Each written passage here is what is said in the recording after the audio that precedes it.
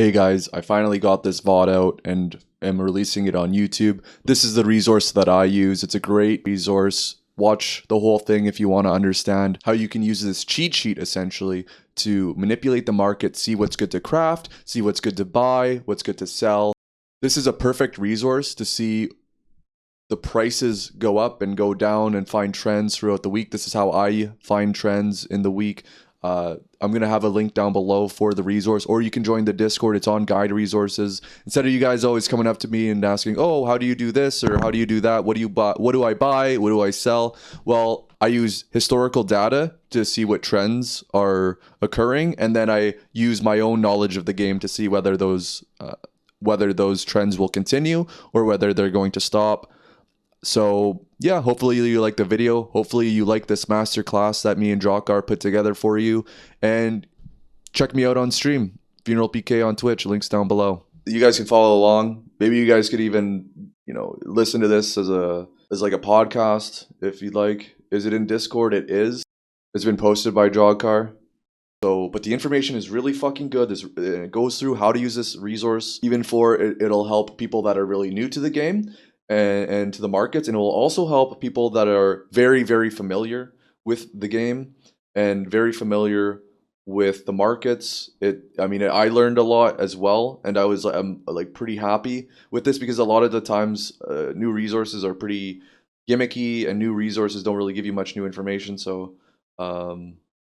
why streamer ignore us? Okay, fuck off. All right. That will turn this into okay, well, here's kind of a glance at where things are, where things were, how can I profit right this second. When you sell something under 1 day, you're only paying the tax and you're actually not putting in a deposit.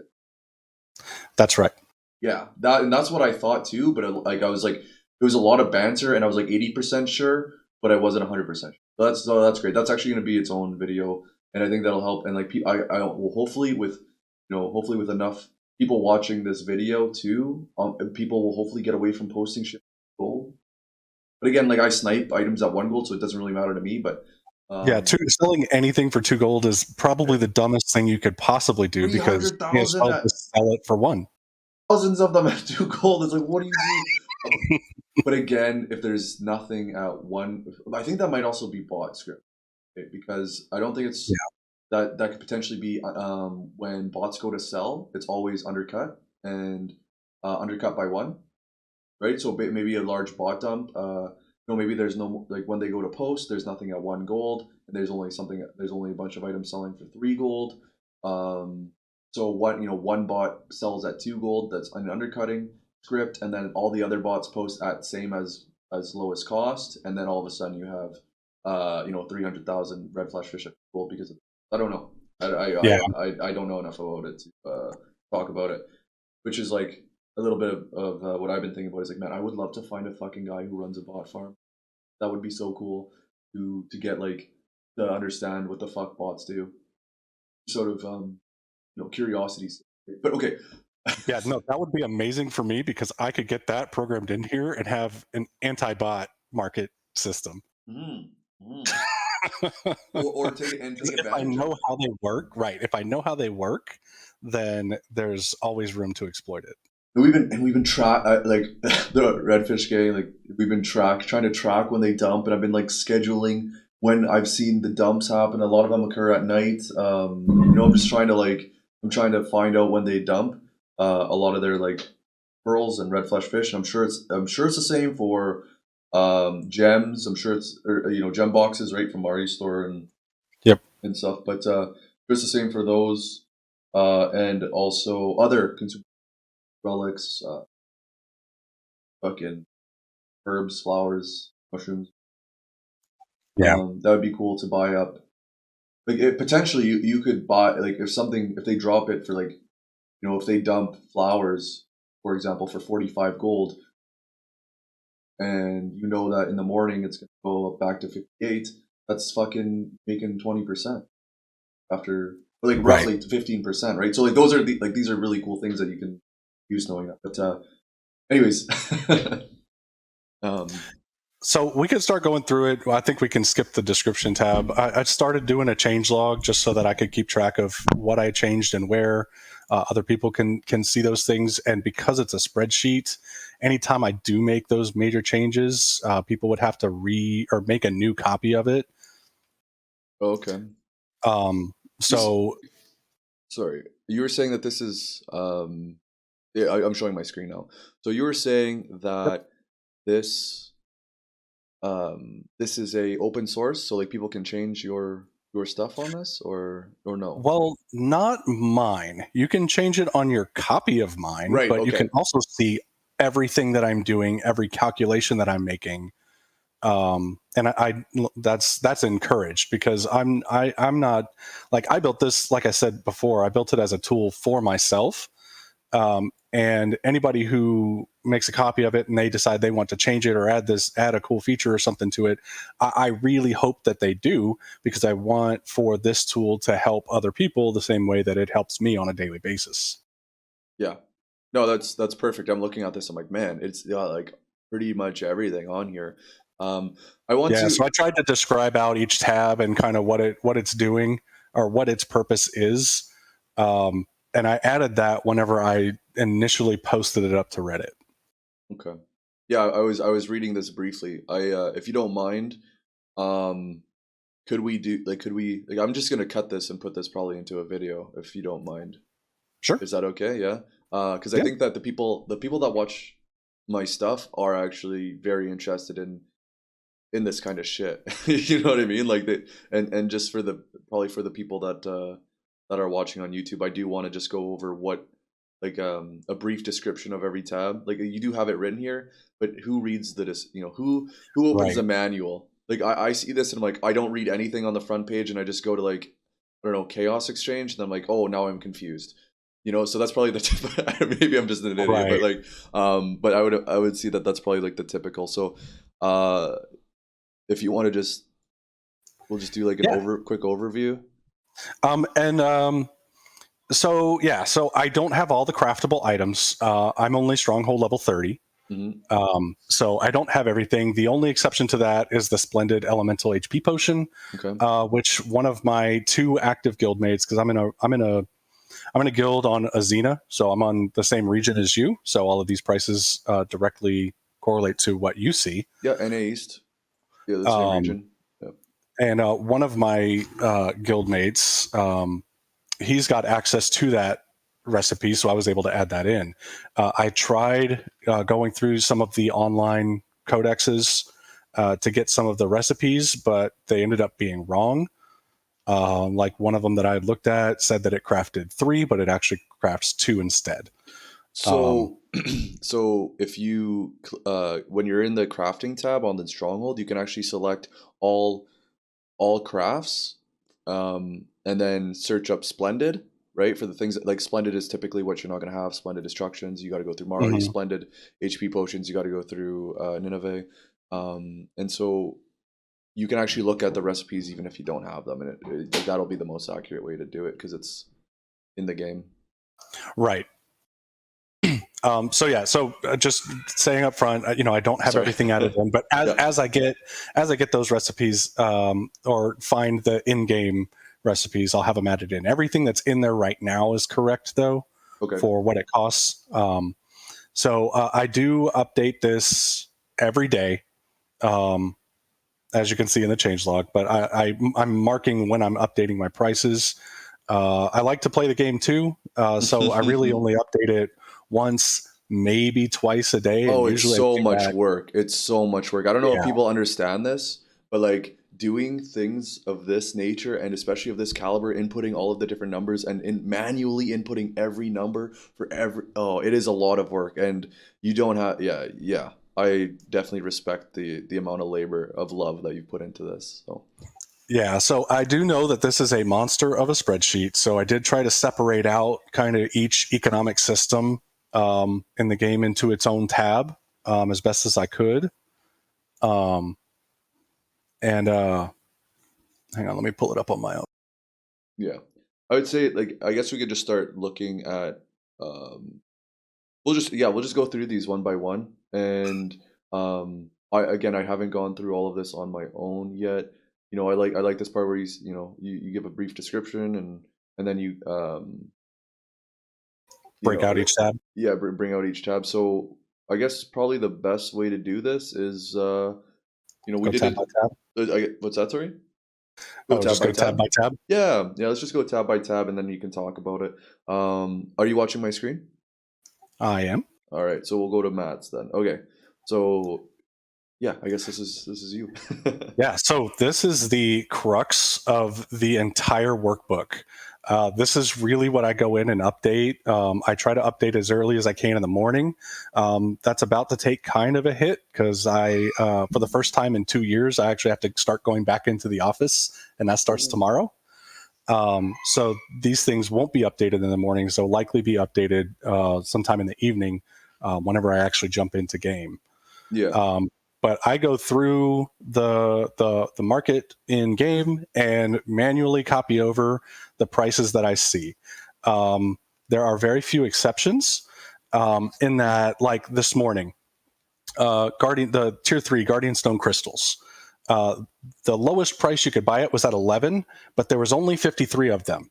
So Right. I actually went into that and I click on buy so I can see what all's available, and I look for where a good chunk of those are at, and that gives me a baseline price for about what they're worth. Perfect. That's exactly it, right? You're using the ceiling, I would say, or I guess it would be the depending on if people understand the terminology, it could be the floor, basically, where you buy in. So just Yeah, and what I look at is I look for like the most probable wall, which kind of takes out as much of the undercutters as possible, and actually tries to bring it to about what it's worth right now. It's more realistic. It's more realistic because you're looking at the averages.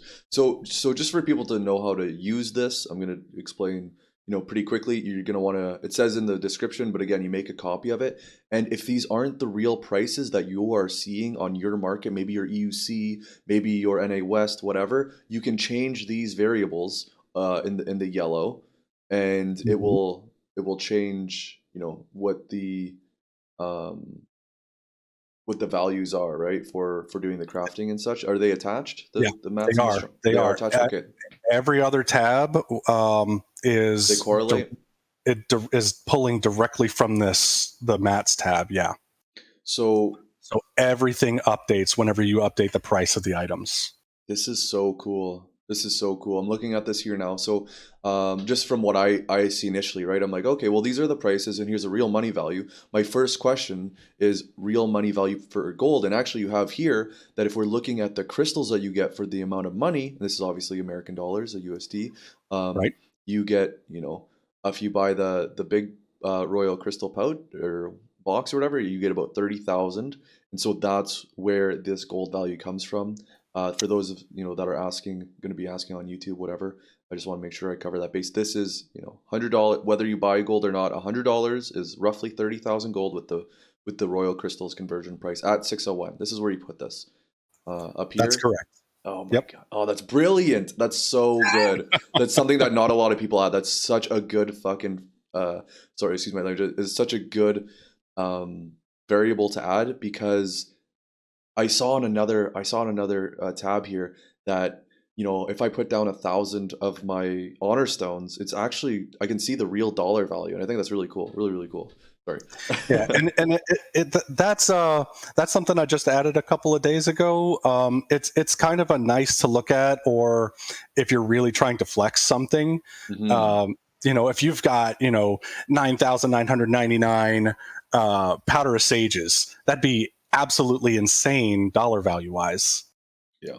And exactly. that would be a huge flex. And at some point, one thing that I would like to do in the future is to potentially be able to enter in. It would be really time consuming, not only to build it out, but also to try to use it. But if you were to enter in like all of the items that you had on your character and in your inventory, it could then spit out what your gold value is, like what your net worth on your character is. That would be really cool. Yeah, that is a really time consuming. So just for those like that are in Redfish Gang and care about this kind of stuff, earlier I was talking about how the percentages so how you can use this tab here, or what do you call this window, the F window, and you look at the update percentages. If you look, and you're trying to figure out what you need to buy into for Voltan or for another patch, you look at the percentages, you like say, oh my goodness, the Splendid Sacred Charm is needed, the Corrosion Bombs are needed, and the Splendid Elemental HP Potions are needed. But, for some reason, the Sacreds and the Corrosion Bombs are up, but maybe the Panacea and the Splendid Elemental HP Potions aren't up yet. But we can see that they will be, because they're just as needed as the other items. We could maybe potentially buy into those. So that's why we're going to be able to use this this change from last update metric, and it'll be really useful. That's why it's For really sure, useful. yeah. Absolutely. And a lot of those foresights require some in-game knowledge of what is coming and what's going to be needed for that. So, like, just from this sheet's perspective, the sheet itself does not care what's going to be needed in the future. That would be that's where the knowledge financial comes from. Speculation. Yeah. And moving on to future tabs in a little bit, you can see where they're at and see if maybe the price has already risen. Because if I update the prices again, let's say I do that in another 4 hours, and the prices haven't changed, then you're going to see that price change from the last update be 0%. But whenever you look at the historical data of what I've grabbed, you'll see a huge jump. Yeah. And that will be that percentage change that you were just talking about. Yeah, it's definitely very good. It's really good to take a look at. Again, a lot of that knowledge, though, like you're saying, does come from playing the game and from being on the Discord and watching my stream and stuff, because we talk about all that stuff all the time. We couldn't even begin to scratch the surface of trying to figure out what's going to go up and down just by reviewing this document. But again, this document is great for just having that data. But let's go on to tools. I think we pretty much covered everything on here, unless I missed something. Nope, that's everything. Okay, we'll go to tools. All right. So, unless you wanted to cover filtering. Yeah, filtering. So whenever I'm populating this, one of the hardest part for me actually filling out everything is really going through the craftable items, specifically the combat stuff. Okay.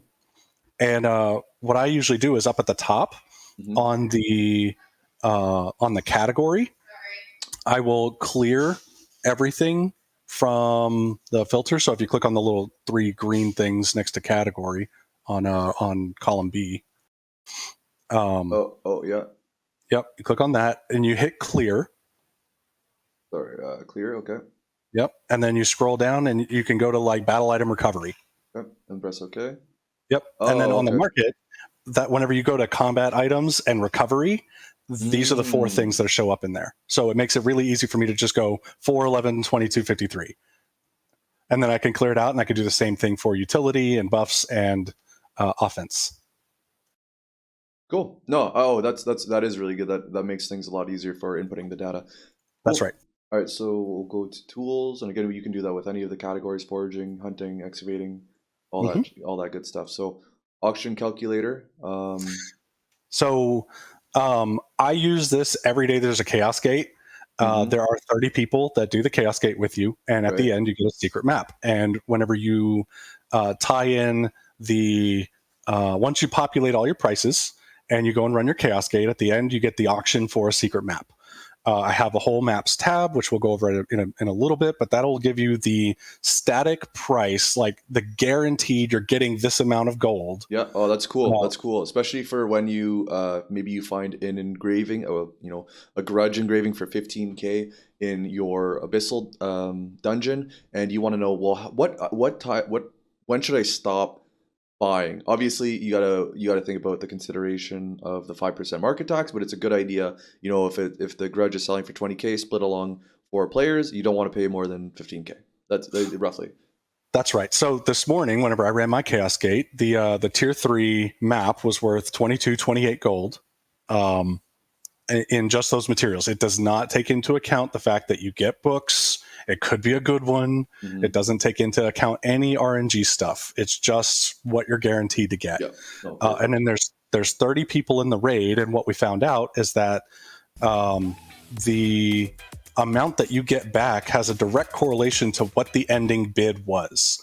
So that auction calculator finds the equilibrium between how much the map is worth and how much profit that you can expect to get at a certain bid value. So the equilibrium where the person who buys the map and all of the other players, where that is equal at is if the bid is at 2,045. Now, you as a player should not want to buy it anywhere above that. Yeah. But if you're able to bid, like I think last week I did a Chaos Gate and I got a tier 3 map for 900 gold. That's So I didn't disgusting. yeah, so I didn't bid, like this morning I wouldn't have bid 2045 to make that equilibrium. Mhm. I'd still bid up to that, but at that So point everybody would get 71 gold. If you end up bidding 1500, then you make the difference between that 1500 bid and the sale price of the item. yeah. So there's two things that I just like to add that's not related to the sheet really. So one is that this will help you to find out the price of which you can buy the map runs. Sometimes people sell map runs, and if you hang out and you say, hey, looking to buy a legendary map run slot for 300 gold, your profit is going to be 200 gold, or if you run one map. So this is like that's a great indicator for that. And then you know what, I forgot what my second point was. That's okay. It'll probably come back to me. That's exactly why I built the maps tab, Yeah. is that specific use case. Oh, perfect. So let's go. Let's try. We'll try to go. Is there anything else for that one, or we can go to the daily optimizer? I was looking at this and I was like, hell yeah, hell yeah. I didn't know. It seemed you must have the math on average for how many crystals you get from armored knack and yada yada, the honor stones, etc. So the daily profit should be around 743. That's right. And then I can't believe I spent 400 American dollars on powder of sage yesterday. So with the daily optimizer, there are certain breakpoints where you might be in tier 3, but running the tier 3 chaos dungeons is not worth it. Like if you set that, kind of coming across fuzzy right now, but if you were to set that to like 1302, you'd use a drop down. Oh, sorry. Oh, you're fine. 1302. Okay. So it's more profitable for you to run Shadow 4 in the Phaeton Chaos Dungeons than it is for you to run the Tier 3 dungeons, because you get more gold from selling the Destruction Stones and the Destruction Crystals out of the Tier 2 than you would have gotten from Tier 3. So the idea is that you would sell those Destruction Stones and Crystals and buy more of the red and blue stones than you would have gotten running the Tier 3 ones at that level, which is why this is more of an optimizer than anything. Yeah, I would. That's actually my second point, is that sometimes it's good to buy like these maps under the expectation, I suppose, that the value is gonna go up. So like the fact that we're having an update in Voltan coming up, it would probably still be better to run the tier 3 at 1325. Like instead, like, or 1302 maybe, like I don't know, because I don't know the exact math, but we are up, maybe when it's an optimizer, so that's perfect, but maybe when the value of guardian crystals goes up to, say like 20 gold a stack over 10, like this is hypothetical, right? Sorry, so I just Right. want to have a short disclaimer. This is a hypothetical, but we know that these items are going to go up because of Voltan. So like these are considerations to keep in mind, that like just because an item is, just because it's currently worth 2,228, maybe if we know that Voltan's coming out and honor shard pouches are going to be worth more, you could potentially want to pay a little bit more. These are guidelines, and these are great guidelines, but like if you have knowledge about the market, you can also optimize these optimizations, if that makes sense. It does, and I'm going to put a disclaimer: I am not a financial specialist. I don't work the real world financial markets at all, and the whole, like, everything that's around this is based on what's available right now and what could be made right now.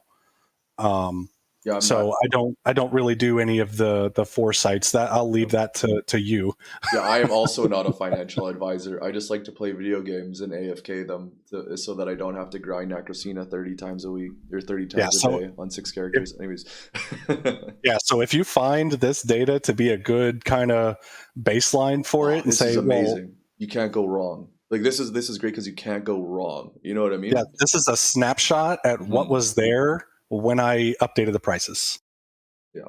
No, this is awesome. It's like, oh, look at this. Each of my characters was worth 738 gold every day.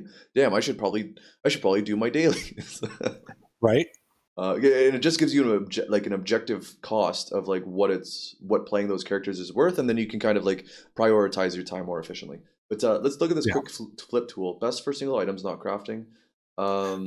So this was a tool that I made once I figured out the correct tax calculation, Mhm. and it's really for. I use it a lot for gems. Sometimes you'll see like a level 6 tier 3 gem at like 2600, and the next lowest is 2800.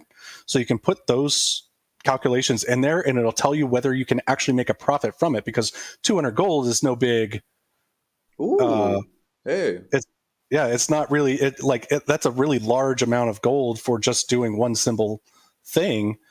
Um, but if that were to go down to like 2740, then it wouldn't be a profit anymore. right. But if it goes down to 2460, 2450, you're looking at 209, and that's pretty good. That's That's a right. fucking what is that, 8% or something? Um, That's right.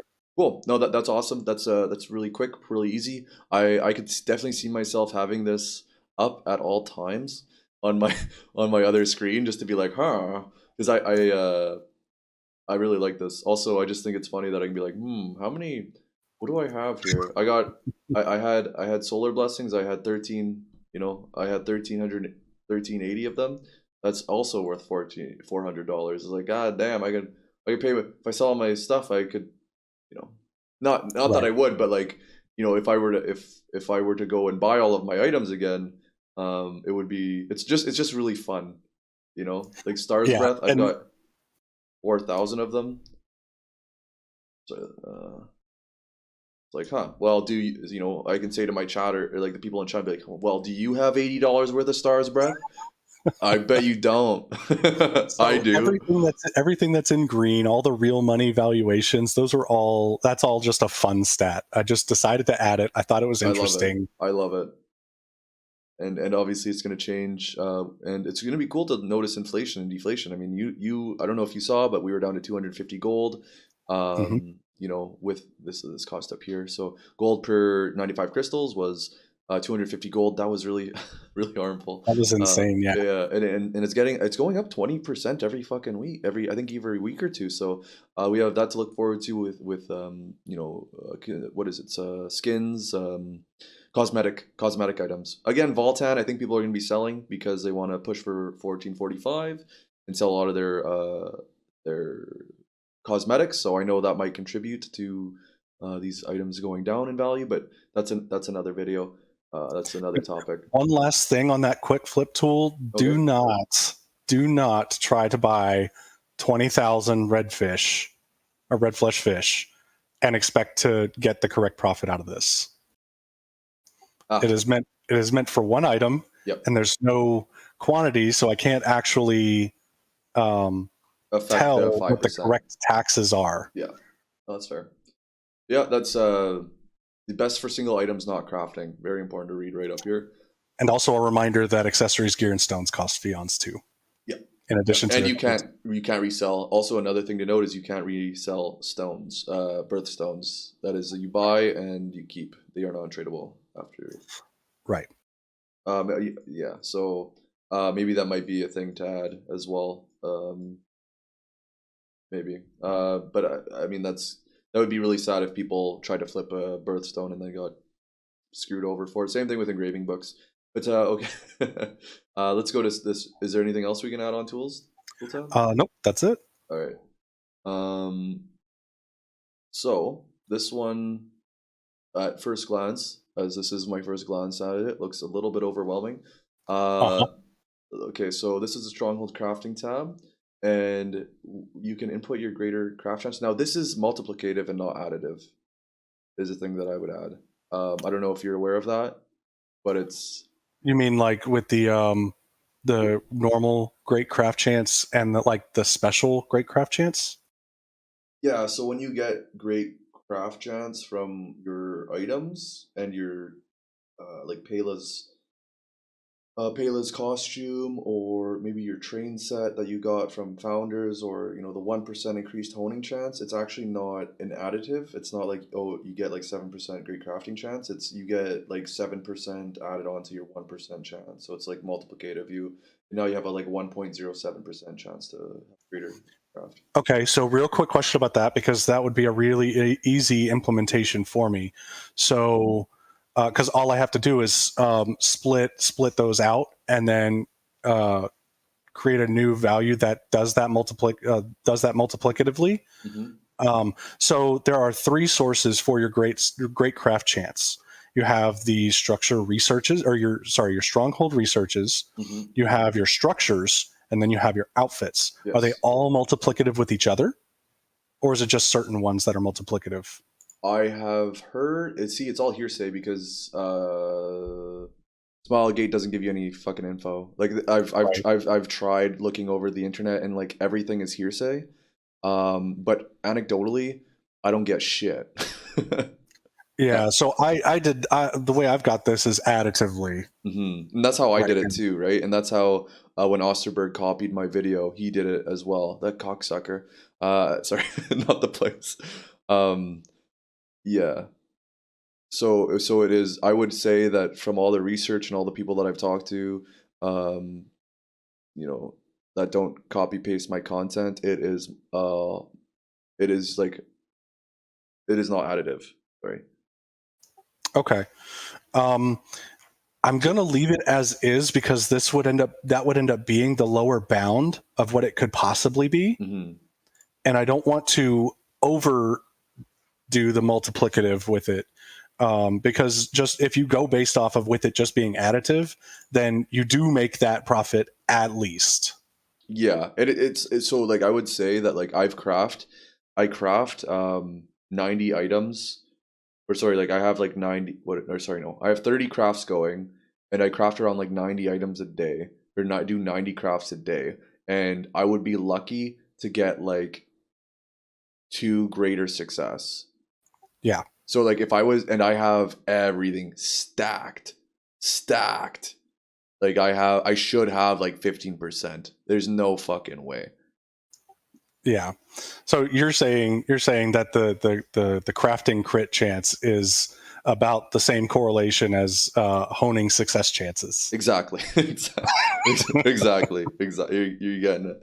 But yeah, so that might kind of get this tab. Like that might make this a little bit more, like a little bit less efficient, right? Like because Yeah. it would go down from 7% to doubling up your profits to, again, like going down to like 1.14 or Right. whatever. I don't know the exact math on how it becomes how it multiplies with each other, but yeah. So like right now, even looking at this, oh, you don't have, oh baby, you don't have the splendid panaceas and splendid oh, you got Not the yet. corrosion. So like this, like the splendid sacred charm, I think they're selling for 80, but it never sold at 80. It's just posted for 80. I think this is gonna have huge, like, That's one of them that fucking had huge. nothing underneath it, so I went with the recent prices cost for it. Bro, I was buying these splendid. Corrosion bombs for 14 gold, and now they're 55. And I was like, "You idiot! You should have bought more. Why did you buy only like 100? You fool!"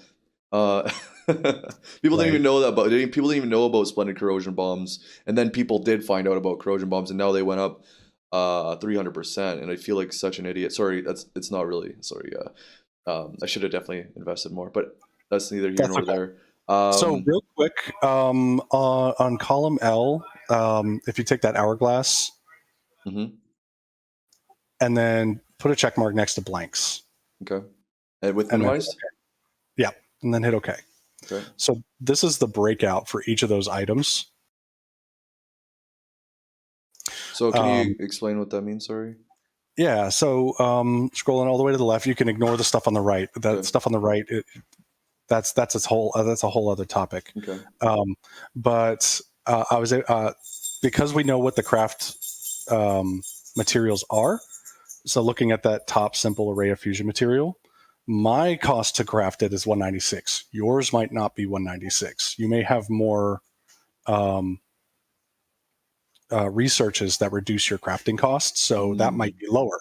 It might be higher if you're not where I'm at. So that's going to change for everybody, and this is where a lot of mistakes can happen. Yeah.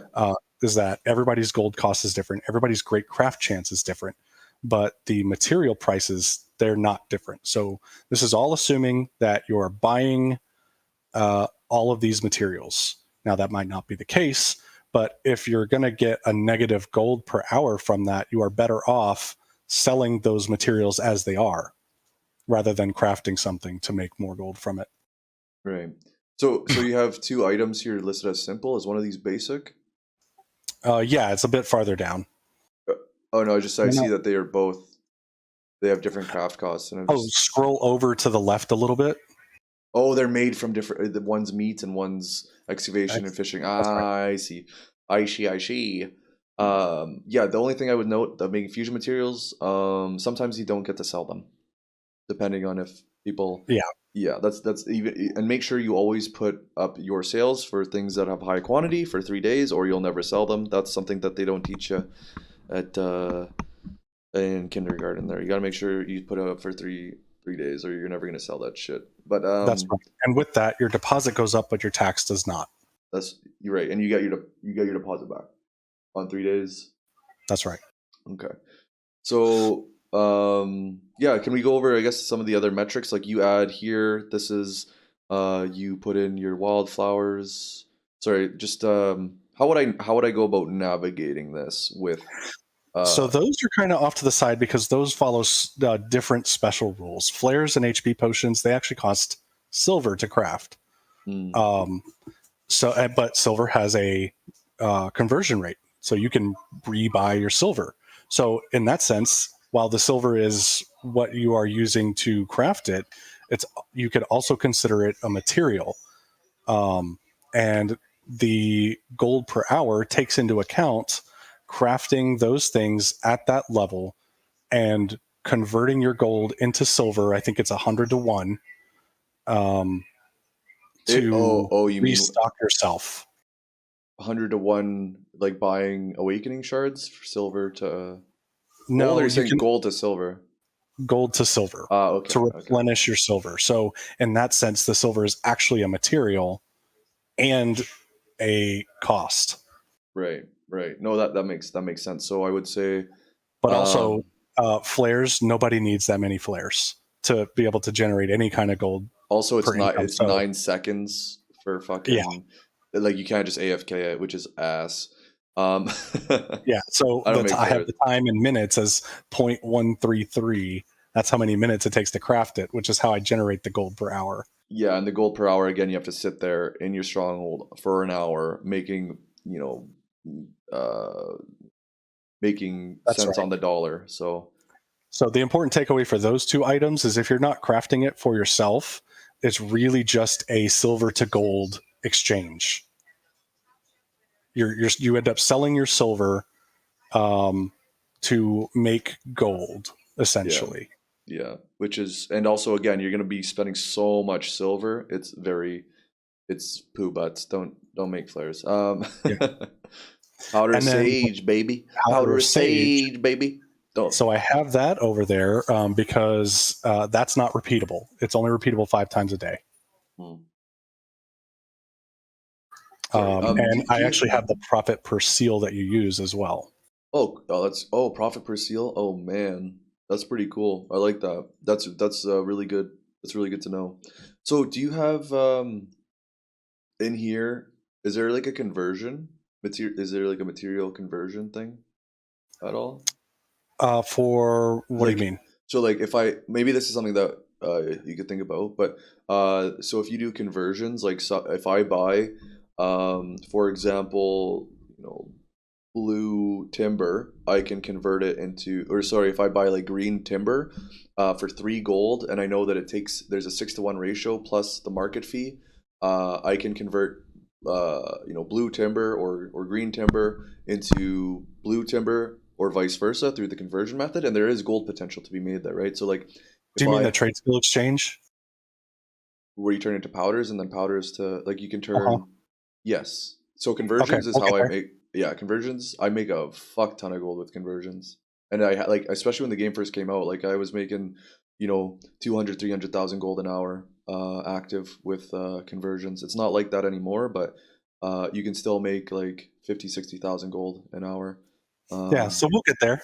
okay, okay, we'll get That's there. in Okay. here. Oh, it is in here. Okay, that's yeah, Yep. perfect. So So go back to filter. Oh, actually, sorry. Before you do that, so the important things with this sheet or with this tab is to update your great craft chance, whatever that happens to be. Right now, it just feeds from that. So if you know that your great craft chance is X%, then you put that in there, and it'll spit out those numbers. yeah. I'm not doing any of the multiplicative. I'm just assuming that whatever gets put in there Yeah, I'm just putting is it as a base of 1. If something doesn't land about like either neutral or positive in a base of 1, probably won't even bother with it. But like this, look at this. right. Oraha with fishing is still mwah. And that's why I talk about fishing so much, because it's like honestly, fish is like the base that everything in the market almost like rests on, in terms of consumables and fusions and everything. Hmm. That's a whole So other thing though. the important things to make sure to update are going to be the gold cost that it costs you, your great Craft craft cost? chance. No, the gold cost. So on the column C, yeah, that one. Okay. Oh yeah, That's how yeah. much. That's how much gold it actually takes for you to start that craft outside Mhm. of materials. That craft cost is the gold cost itself plus the cost of the materials. And obviously, Lost Ark doesn't deal with anything in decimals, so this is an over time. Mhm. That's how much it costs. So if you buy 100 fish, but you only need 72, you're actually spending more gold for that, but you can do that multiple Yeah, you can buy times. 1,000 of them, and then it makes more sense at that point. Yeah, that's Yeah. that's yeah. No, that's how I do my math as well.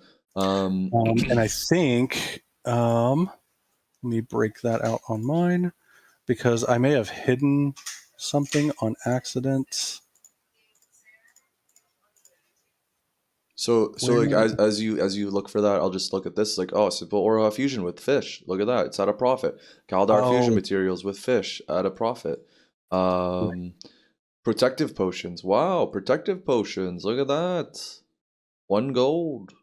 That's Okay. So I did hide sweet. something. So if you look between columns E and G, Yeah. there's little arrows. Hmm. Go ahead and click on one of them. Okay. So this has the crafting time in there as well. So Ah, yes, cool. I was gonna ask about that because yeah, you need to like as an example, you're gonna need to look at, maybe it's better to craft, it's not, but maybe it's better to craft something like Kaldar's when you go to sleep at night, because or before you go to work for a long day, because maybe this is 40 gold an hour and this is only 60 gold an hour. Well, if you're not gonna be online for 10 hours straight, you might want to do something that's takes a little bit more time, less gold per hour, but it's going to net you higher profits in the end, because again, you weren't able to check up on your stronghold for a lengthy period of time. That's something to note.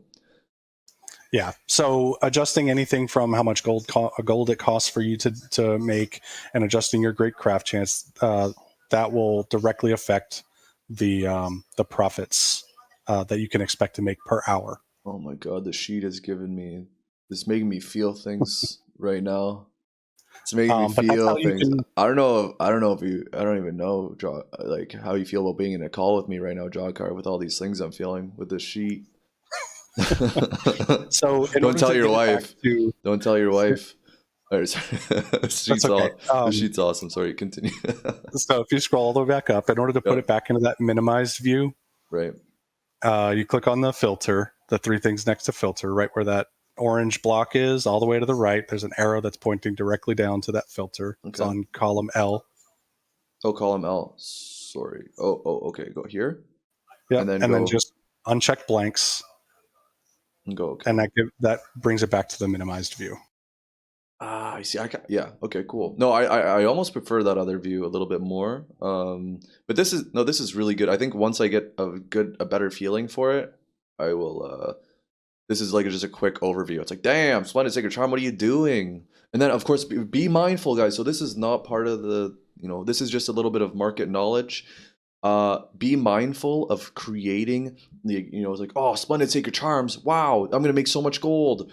Chances are there's there's 20 other people looking at the same sheet, and then guess what, they all start making the Splendid Sacred Charms, and then you go to post yours and it's already been undercut a day later, and it's already been undercut back down. So just be aware that the market is organic. Maybe sometimes you don't always want to go for the best item to craft, because that market is going to be overly saturated, especially if everyone's running off of the same costs that DrokgarX posted that morning, right? So maybe it's 53 gold right now, profit per, and then everyone posts after they're finished working, and everyone posts all their Splendid Sacred Charms all at once, and then all of a sudden you're making nothing, or maybe you're even losing gold. So make sure that you're aware that it's an organic market. Maybe your better bet would have been going for the maybe your better bet would have been going for the corrosive bombs at 16, because that not a lot of people were looking at corrosive bombs because it wasn't a great return,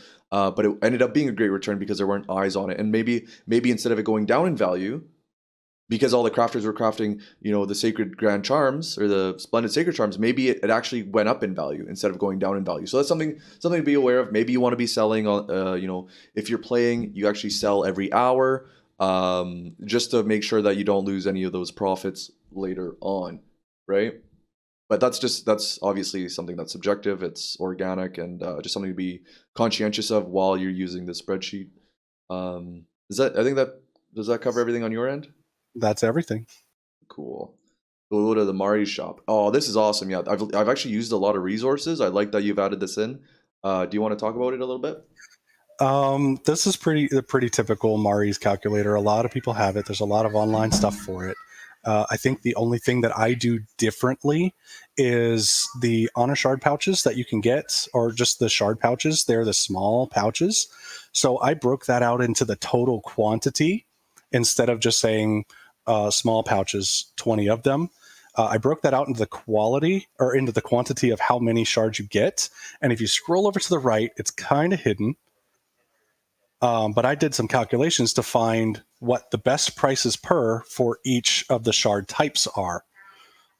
So you get, you're going to get more shards per gold by buying the larges for Largest. Arnish. Oh, hey, that's so. Holy cow! We need people like you. This is why we need people like you. Like, this is amazing. This is so good. This is such a good resource, because it's like, well, and that's, it's here. It's all here. You don't have to think about it, because someone thought about it for you, and you're gonna save a lot of blue crystals. You're gonna save a lot of gold. And you're gonna save a lot of money by even just scrolling over and seeing this price difference, right? Like, you don't buy smalls. You're gonna get a PP slab. Like, you buy larges. So I like that. Of course, Yeah. you can always go and buy, if you have the choice, buy larges. If you don't have the choice and it's still a better buy, I mean, buy the smalls. Sorry, I just wanted to add that. Yeah. So a lot of the Mari shops will compare Honor Shard Pouch Small to Honor Shard Pouch Small, whereas I'm comparing it to the cheapest Honor Shards that you can get for that quantity. That's awesome. No, I really like that, and I love how I love how you have every tab for this. So yeah, I guess looking at the prices again. Obviously, these things can change from when he's last updated the prices, but uh, you know, if we look here, Guardian Stone crystals, you buy with gold. Look at this market price percentages. We're up. Gold value is.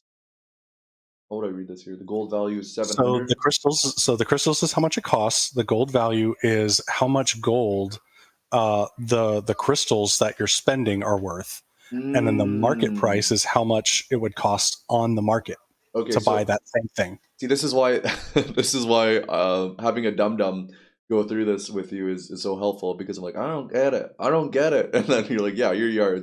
It's actually 313%. What is it like? It's like 3 times more efficient to buy with crystals, essentially. Yeah, and I could or probably put gold value of crystals spent, but that would make that column really long. yeah, true. No, this is why we're doing this is why we're making a video of it, and hopefully, people have a long enough of an attention span to go over this and watch this. Maybe even as like a fucking podcast, people can put it on while they're doing their chaos dungeons and stuff. But yeah, okay, cool. This is awesome. I understand that much better. Is there anything And that's else? really that's the only thing I really do differently than everybody else's Mari shop, I think.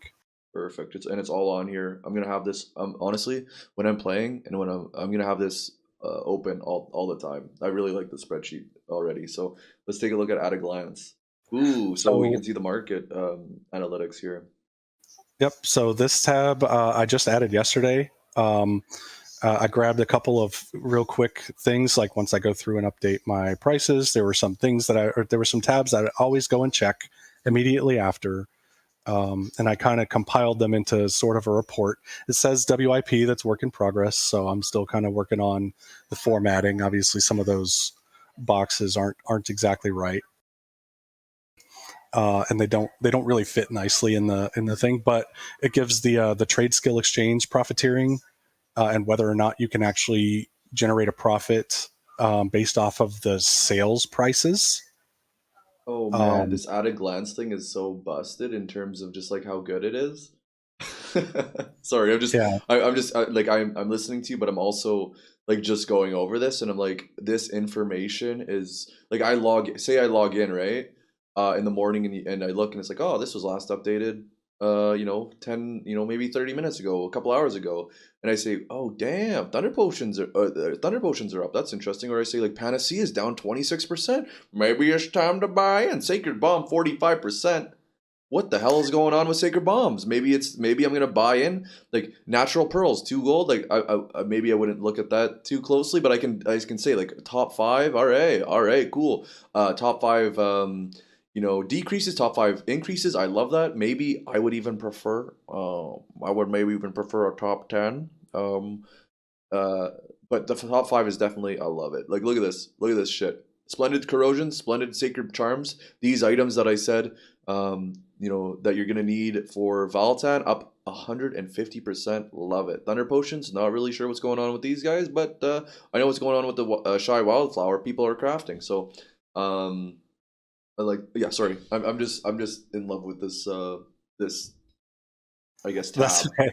So, but yeah, these were the tabs and the specific sections that I would really go and look at every day. So, like yesterday, if you had bought into the corrosion bombs at 20 gold or 15 gold or 14. They whatever were they were there. for the longest I time, bought them at 14. Just um, anecdotally on NA and East. then yeah, and then you come over and you look at this thing after it gets updated. You can say, oh, they're up today. Mm. And then you get to choose whether you're going to cash out or and then do something different, or you can make those types of decisions from that.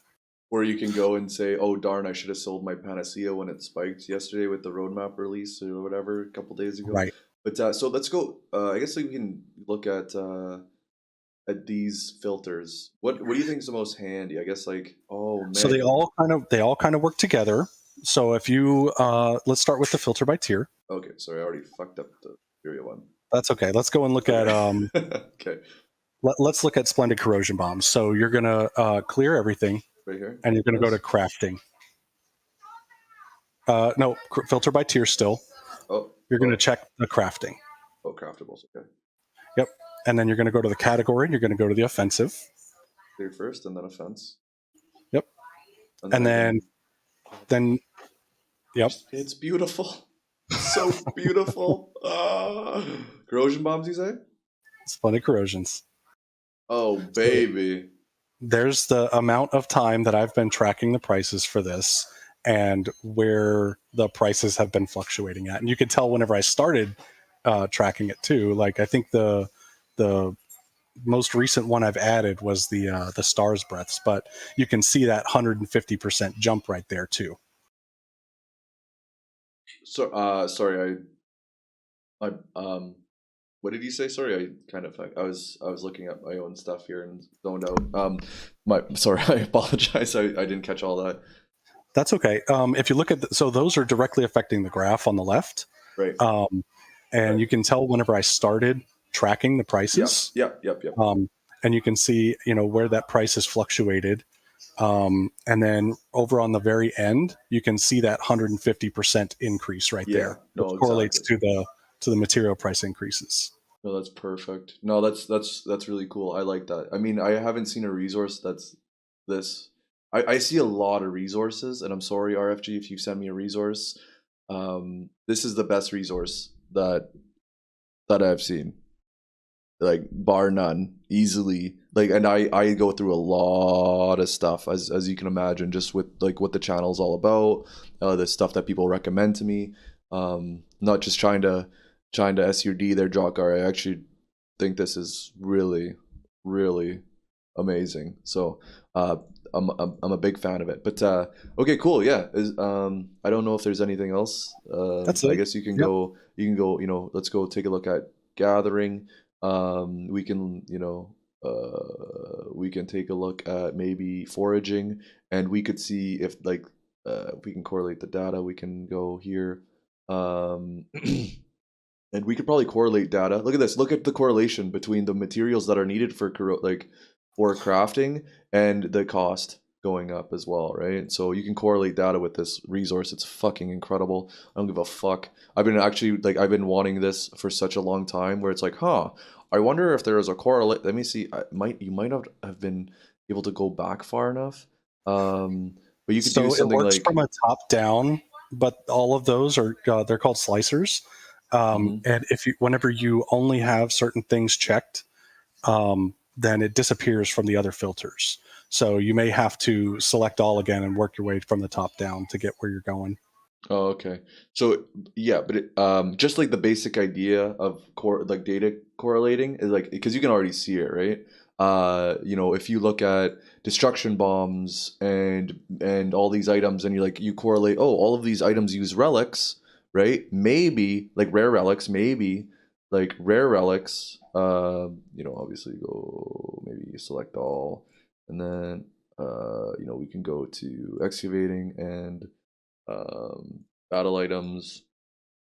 And sorry, this is and then we go and have ancient relics. Obviously, like these relics will actually let's clear this here.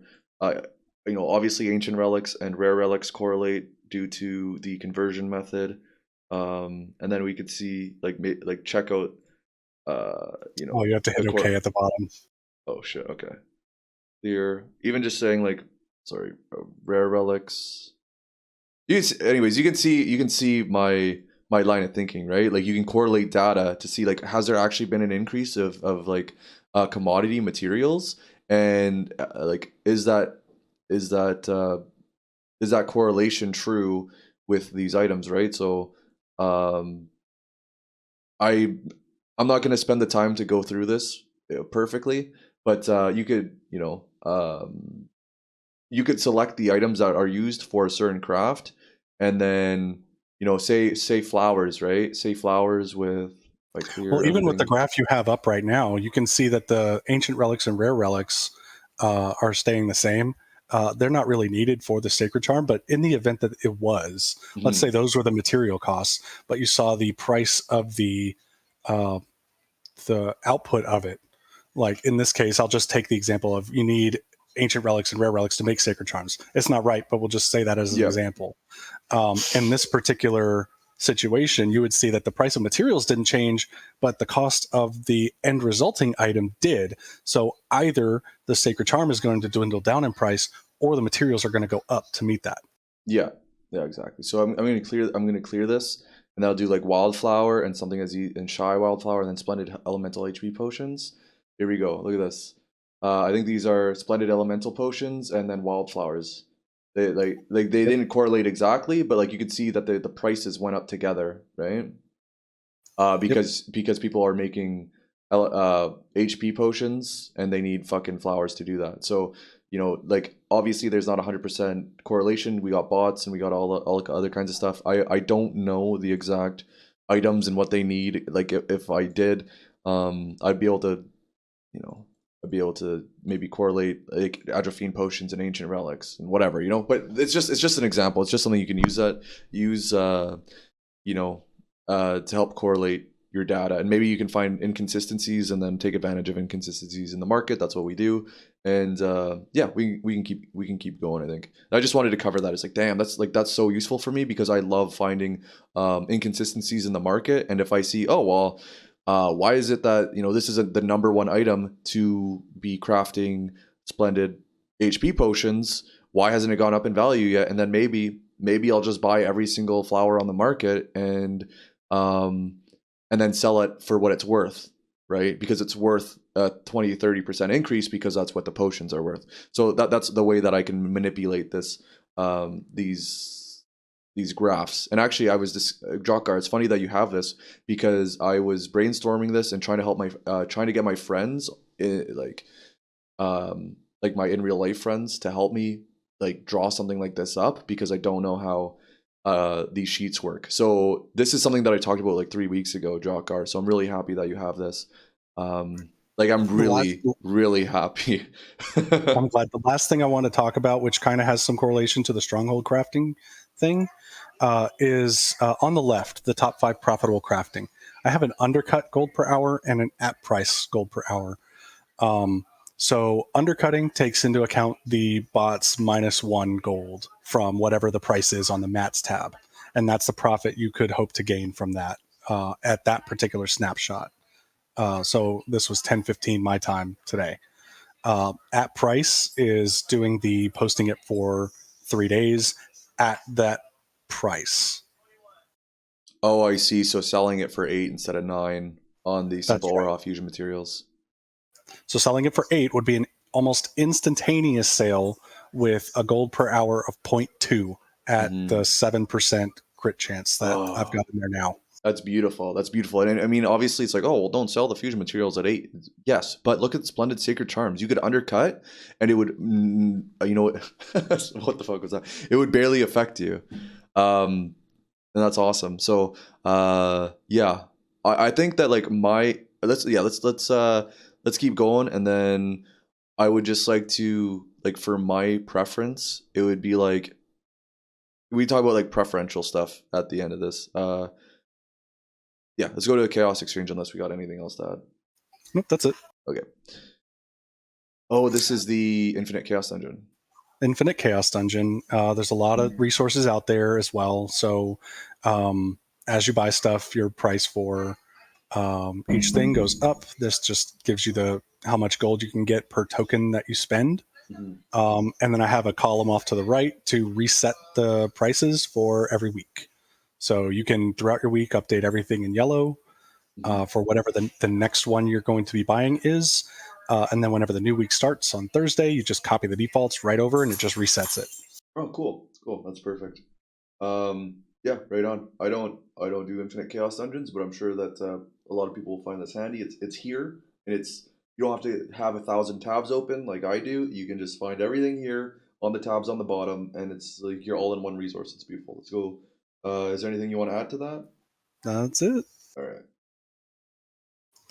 So this is what you were talking about before, is the trade skill exchanges with powders.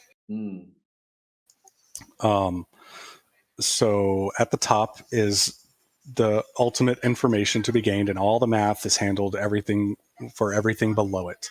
And I do have a note that the profits are based on buying enough materials to generate 400 powder, because you can't actually generate a profit of 7.5. Yeah. So But that's over time. Really, what that ends up being is negative 7.5 times 4, because you're going to do it 4 times. right.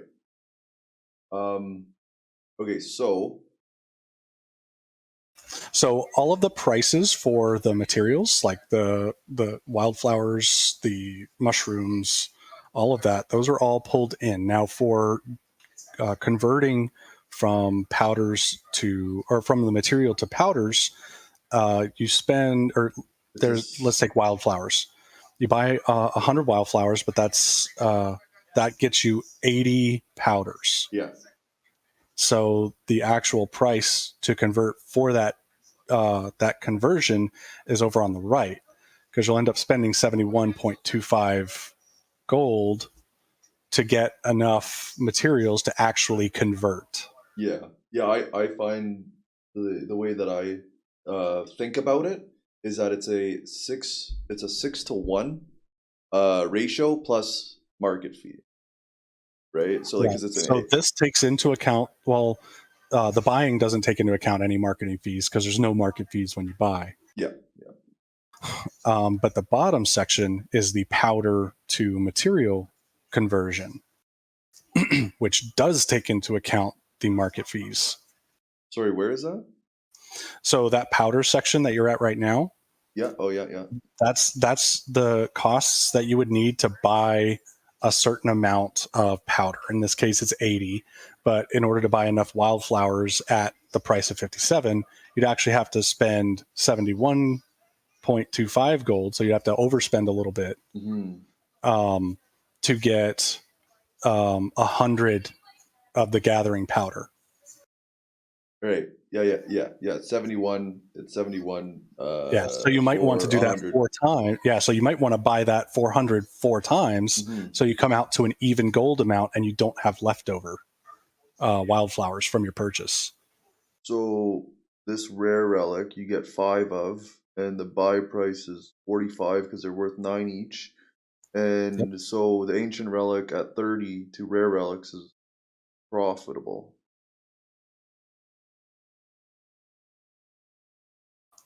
Not profitable. If it's 37.5 per buy, Right. and it's 40 gold to list, right? Because you gotta pay now, you gotta pay 5 gold, right, to list 5 times. That's 9 times 5 minus 5 is 40, and it only costs you 37.5 to get 100 powder. So it's a 2.5 gold per ancient relic buy. So if you scroll down to the conversion for the powder for rare relics, Hmm? which is down in the bottom half of that. Oh, sorry. Right here. Yeah, so that's the powder um, uh, to material conversion. So you end up getting, whenever you buy 50 rare relics, you end up getting a return of 30 gold. And we'll continue, and then we should come back to that. Yeah. So whenever one of those materials comes up as profitable, and you can actually make a gold from doing that conversion, Hmm. then it will annotate it up in the top. It'll tell you what you need to buy and then what you should be exchanging to sell. Right. Right. So if ancient relics conversion was profitable, down in the excavating power section, Yeah, it would say, it'll yes, it's profitable, and this is the amount of profit you expect to make. So buy ancient relics and sell rare relics. maybe something that would be cool to add is an area like I just thinking is having like, okay, well, 30 is the average price, right? But having maybe being able to snipe these at 28 will yield, which is like I buy these at 28 quite often, 29 quite often, and maybe having like um a window or a tab that says, okay, well, this isn't profitable, but it needs to be this price to be profitable to sell at 9 gold. What do you think of that? Is that too much to add? Um, it adds to some confusion because this has both buy and sell at the same time. Um, Mm-hmm. whereas everything in the sheet kind of looks at what the market price is. So if you were to buy it at the market price now, it doesn't take into account you or buying it for somebody posting it underneath that price. Mm-hmm. You can make up for that. Let's say you were doing your red flesh Oh, fish I get. Oh, to sorry. carp. Um, the red flesh fish is priced at 2 gold. But if you're only buying it at 1 gold, you can go back to the mats tab and set red flesh fish to 1, and it will update that on that sheet, and it will tell you, okay, well, it'll be beneficial for you to convert over to Areha or Kaldar carps. Right. Okay. Yeah. You answered my question you can change these, blah blah blah blah blah. Maybe rare relics. Let's just say rare relics, goes up to 10, right? Like hypothetically, I think so many people are crafting. There's a good chance. I saw ancient relics go up actually from 30 to 31. I haven't seen that in like 3 weeks. So, we'll go over to the trade skill exchange, and then we'll say, hey, damn, See, there's your damn, profit. cool. And Look at also, that. if you go over to your at a glance, shows up there too.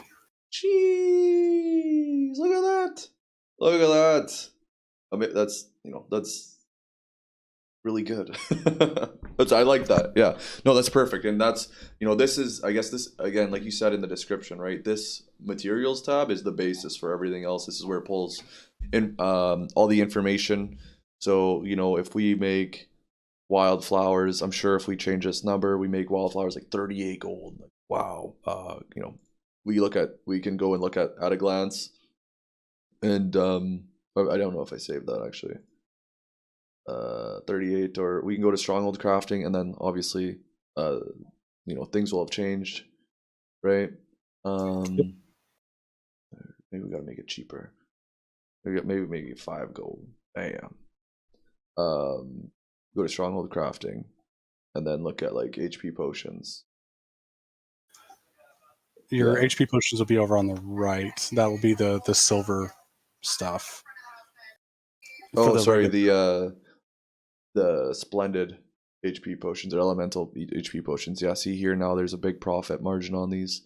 But yeah, cool. Okay, cool. Let's go into the we did the trade skill exchange, and I think that covers everything. We decided, yep, if red flesh fish are 1, Kaldar carps are a good sell, and you'll make a profit of 75. But again, you can buy 99 at what is that per 1 carp? Lowest purchase. Oh yeah, so you paid 625. Exchange. Yeah, so you paid 6.25, and you are gonna sell for 7. Or I guess you could even change the value of this carp, right? Because you want to do.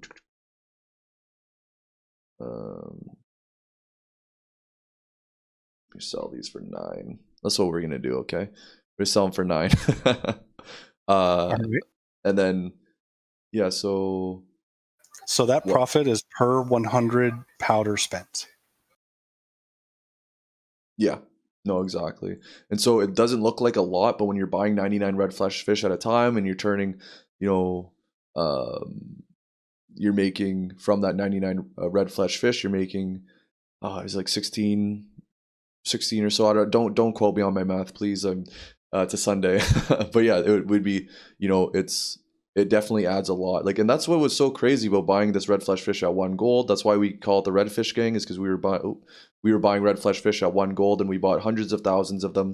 And Oraha solar carps were selling for 16 gold, 18 gold, and red flesh fish were selling for 4 or 5 gold. But that's, we're going to talk about the conversion. And we look here at the trade skill exchange, and we're making a profit of 8.75 per sale. And so we were doing 9 times 8 per transaction. It was I think we were making like 99. We were making a lot of gold. I'm not going to do the math right now, but you're making a lot you of were gold. just printing money. But yeah, it was disgusting. It was disgusting. Same thing with conversions for the rare relics and stuff. We were doing the rare relic and ancient relic conversions. We were buying ancient relics at like 36 gold, and we were selling rare relics at 15 gold. And every time I went and pressed the buy button, I made it was something stupid. It was like it was, I can't remember now, but it was like a few hundred gold per click. And I could do that click every few seconds, right? So if I was making a couple hundred gold every second, every couple seconds, I do that for an hour. It ends up being, incredibly disgusting with conversions. But anyways, let's go on to maps. That was a while ago. So for maps, we're just going to agree to ignore the gray section. I don't have accurate prices for those. All right. But I do have the accurate prices for Tier 1 Vern, for Tier 2 Phaeton, and for Tier 3 Punica. All of the maps that you end up running, they have a set static rewards that you get from running them. Yep. For 1 and for 4. Okay. and I do lookups for each of the items that you can gain from each of them, and I do the tax calculation. No, I'm not doing the tax calculations on this just yet. But the taxes would be relatively low because we're not dealing in multiple items until we get to like the star's breath. Right. But the values are all pulled in from the rewards gained. In fact, I think this is still on my to-do list, is to update the taxes on maps. Oh, okay. But all of the static rewards that you get feed into the value that you expect to get returned whenever you run that map. And then in addition to that, I also brought in, if you were going to buy those maps from the Rift Exchange merchant, and what your gold to shard spent value would be when buying That's them and right running it. here. That's right here. Perfect. So like yeah, that's actually answers the question that a lot of people ask me. It's like, well, what do I buy? And what do I buy with my Rift shards and yada yada, right? And it's like, well, this is like this just shows it. Like this is, you don't have to come asking me anymore. You can just read it here in this tab. Look at this. The gold value is 8.3 per shard cost, essentially, with the static value being times 4. Is that right? Yeah, that looks right. Yep, Yeah. that's well. So that's for one map. So that's not even running it 4 times. I don't think. It's 250. No, it So is. It is for four. yeah, Yeah. it is for 4. Which, if you're running your map solo, like come over so I can slap you in the head, because you shouldn't be running your map solo. You should be running with a group of 4. Okay, give you a smack. Stop it. Don't do that. That's bad. Anyways, So then I calculated the value of, say, the tier 1 Vern epic map compared to the value that you would gain from running a rare map, and that's 2 point blah blah blah, right? So a epic map is worth 2 rare maps. right. Okay. And that comes into play with the map exchange. Yeah. In order to guarantee that you'll get a epic map, you would need one map that you're going to run, and you'd have to put in 2 rare maps to guarantee 100%. you get Yeah. an epic. Yeah. And this was the case for Punica's tier 3 for a little while, where there was a case where the legendary It's dog shit. no, well, the legend, yes. So it was bad compared to the value of tier 1. But if you were running tier 3 to get rift shards, and then buying the tier 1 Vern, that was probably going to be your best combination of things to do. Right. Um, But going from legendary to epic, it's slightly different in that you need 4 epic maps, 25% each, to guarantee yourself a legendary map, upgrading your epics to legendary. Right. Comparatively, you can also upgrade maps with rare maps. You can upgrade epic maps with rare maps to get up to a legendary, and that ends up being a better value by upgrading your blue maps, because a epic map will give you 25%, and that is 3 maps Blue maps. Yeah. for guaranteedness anyway. If you want to YOLO RNG it, then you get better values. Right. So a legendary is the equivalent of running of 10 blue maps. Yeah. So if the value of the blue maps is ever above 10, then you're going to get more out of your maps Keeping it at blue. if you convert 10 blue maps to a legendary. And that's where that value of blue column came from. Oh, cool. Because that was what the case was for tier 3 for like the first 3 months. Yeah, and you can even see here it's 8.7, so it's almost worth more. So I guess like it might even be worth keeping an eye on this every day just to see if it ever does go over 10. But again, I'm pretty lazy, so I mean, I myself probably. I mean, I don't even run maps, so let's not talk about what I do. I still have like 30 maps in my inventory. But does that cover? I think that pretty much covers everything, right? It's like, here's the shard value in this here. Here's the amount of shards that it costs. Here's how much you can expect to make based on the values of these items in the material tab. And here is the value of the blue maps. And if this goes over 10, this number here on each of these slots here, Vern, Rowendell, Yorn, Phaeton, if it goes over 10, it is worth upgrading all of your blue maps to legendary. And I think that's a good summary. Yep. Perfect. So let's go to the... Oh my goodness, there's a lot of tabs here. All right, let's go to Pirate Coins. So this has this does not have the taxes built in just yet. No, it does. I'm sorry. There's no taxes for the Destruction Stone fragments or the Guardian Stone fragments, but there is for everything else.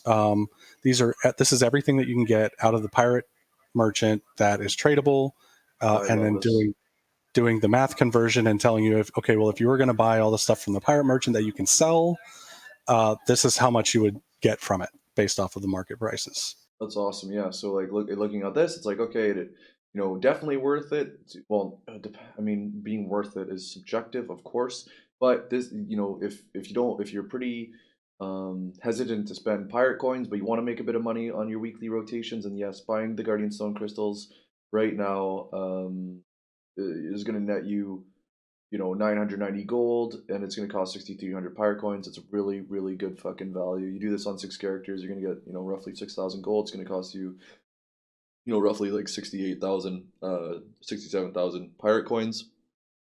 Or sorry, 30, what did I say? 37,000 pirate coins for 6,000 gold. Like, I would look at that and be like, damn, that's, like, I'll do that. You know what I mean?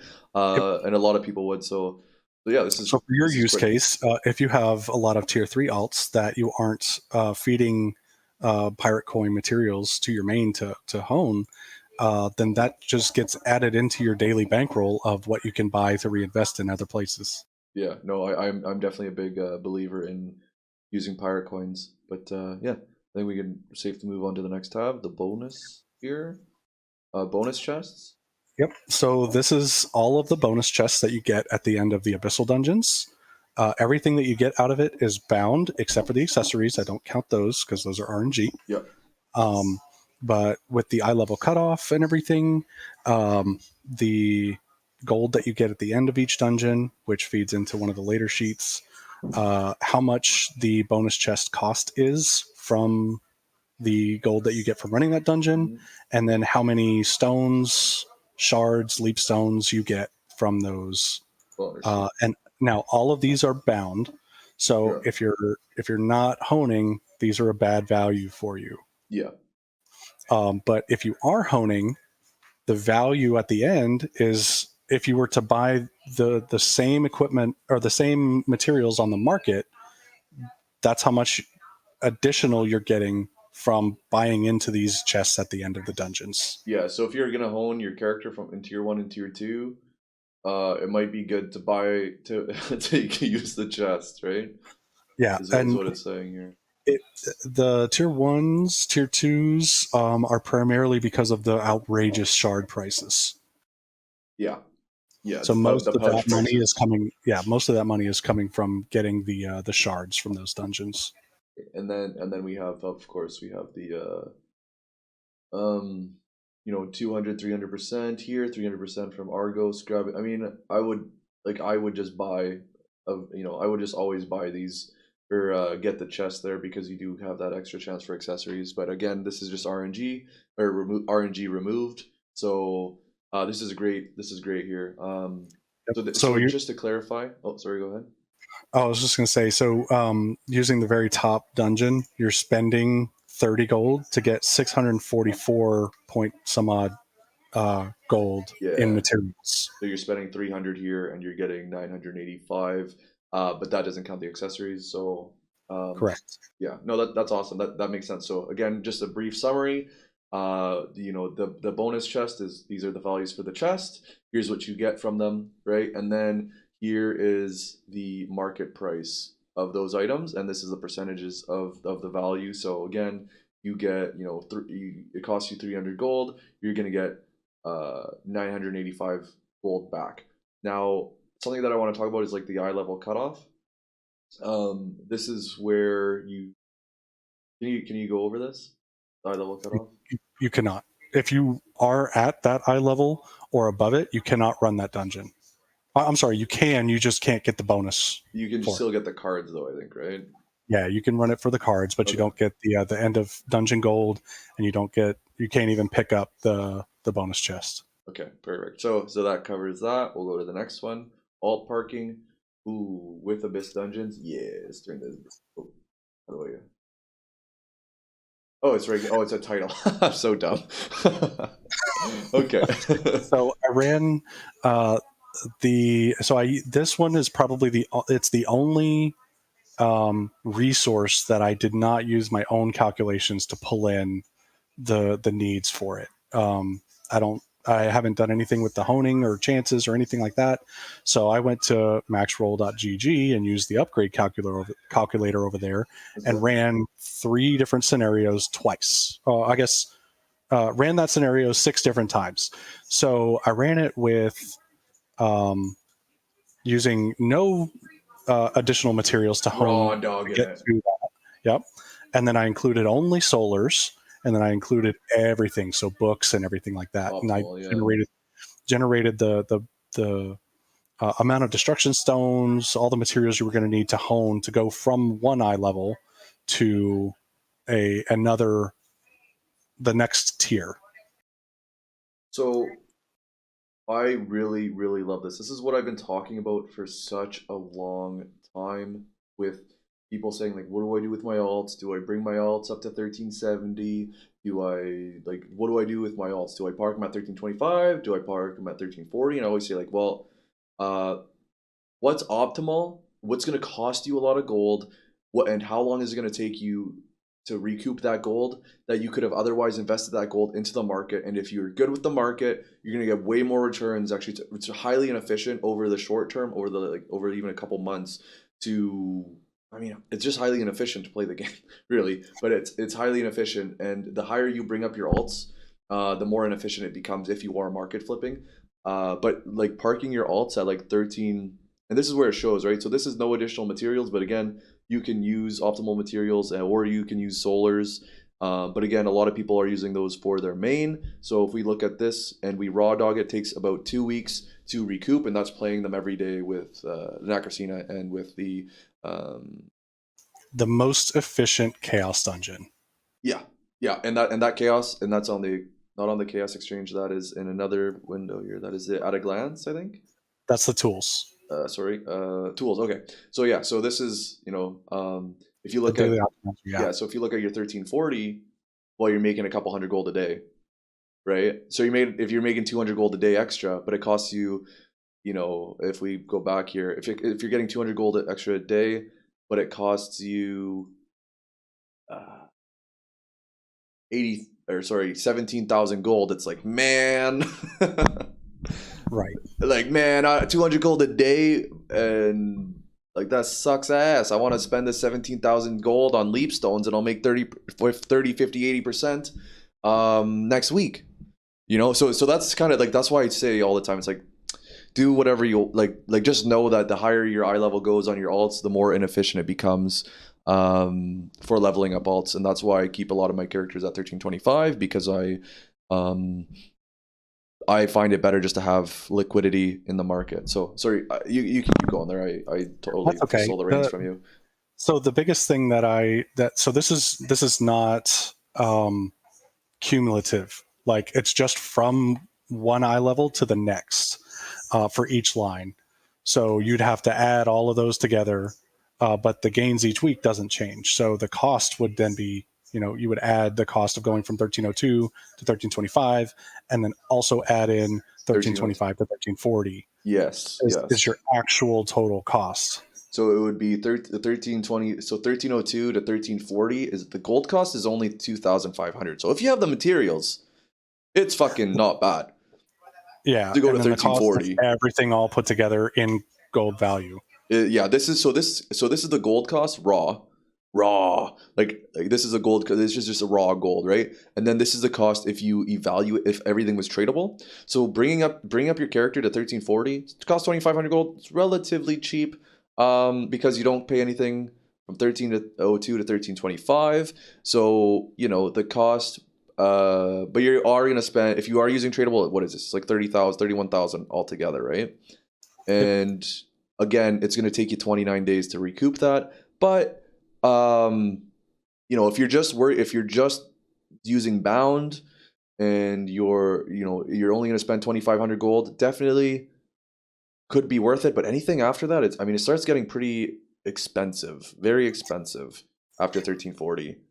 Especially because at 1370, what do you get to do at 1370?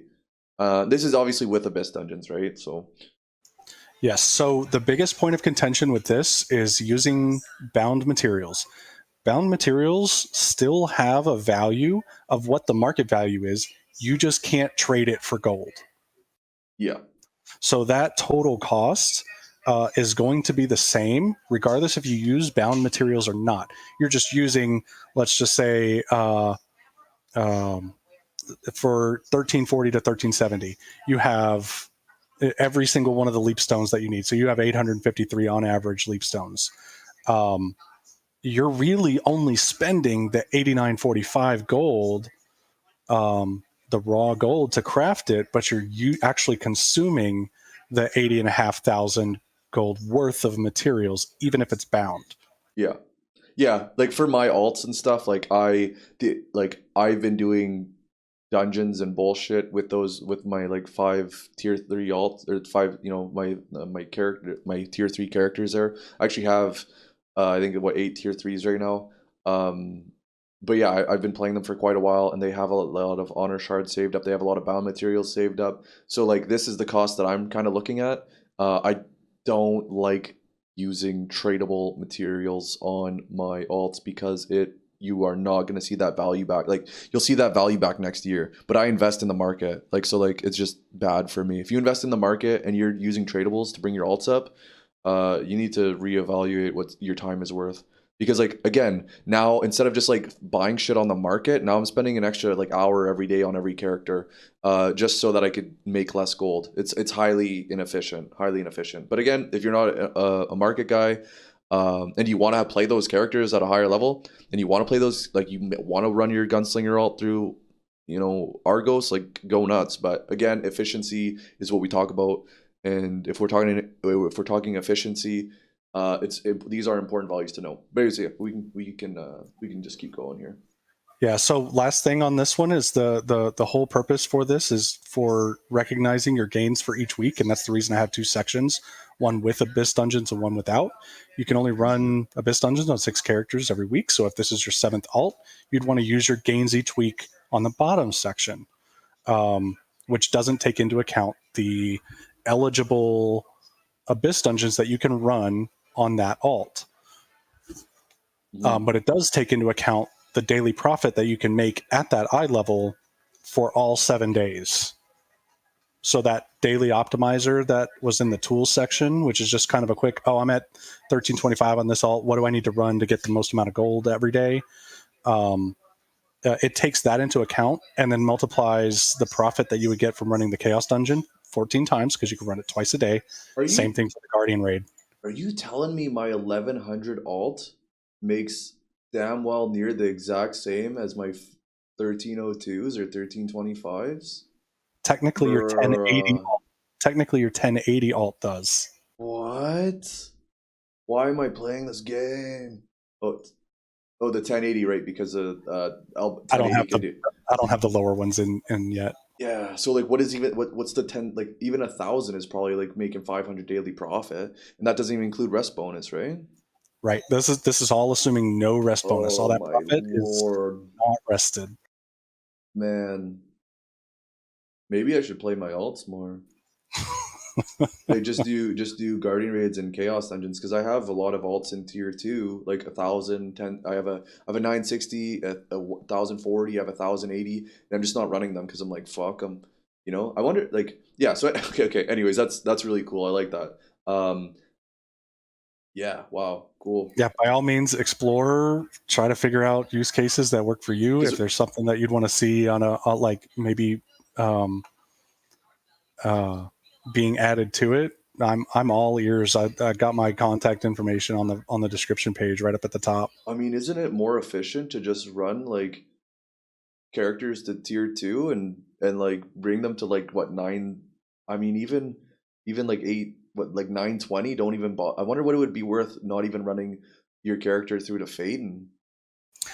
Because like So how players that play a lot of idle games, which I do, obviously there's a capital cost to um, that expenditure to get to a certain point. It's all about what each person really wants to spend to get a certain amount of income every day or every week or whatever their Mhm. metrics are. I guess it's like 1400. Wow, you get two, I need 300 gold. But like, I mean, look at the difference of how like a 1400 eye level is like bringing what does that cost? I think you had something for it, right? Alt I do chart. 1400's the top of what I'm at right now. What I've done. Okay, so this cost in gold, uh, this costs 10,000 gold 10,000 and raw. 135,000 cost. 10,000 gold just so that you can make. All right, let's go. Let's take a look. So it's 9,300 gold. Okay, And that's the so honing cost. yeah, that's That's just not the raw total honing cost. cost, and that's average, right? I'd imagine. So Yes. 9,400, and then we go over to the tools, and we say, okay, well, uh, what's the difference between 1385? So it's what, 200? 200 gold. So 9,400 divided. What's 9,400 divided by 200?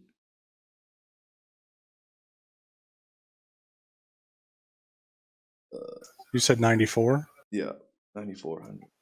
47. Okay, so it takes 47 days before it becomes worth it. Obviously, not including the abyssals, but yeah, like it's bonkers. It's bonkers. I'm all about like being lazy.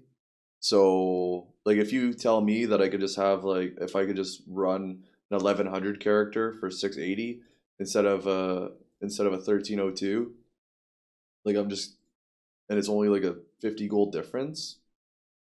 Like sorry, I'm just gonna run my like I should actually run my characters that are sitting in with full rested in tier 2 because I have quite a few of them. So that's really cool. That actually that taught me a lot actually. So okay, so now we have alt parking. I think we can get away from that unless there is Yep, that's it. anything else. Okay, so fully optimized. What is this? So I wrote this to showcase the maximum possible engraving setup that you can have right now, which is that top left section This is nine where it's nine. yep, and I've got everything color coded because I can't assume which engravings you want to use, but you can have 4 3-node engravings with either a 2-node engraving or 2 1-node engravings, and the configuration that you would need to have for that. So you would have to have your 2 legendary engraving books equipped. You'd have to have a 9/9 ability stone, which is just crazy right now. I have four Um, of them. and No, I'm then just kidding. and I then was waiting for you to say engraving fuck off. that, Sorry. and then engraving that. Well, I don't. It's very possible. There's 1590s out there. I don't Yeah, know, I don't. We don't talk to those guys. They're fucking. but how Yeah, you would have to set up your engravings on your accessories to be able to do that.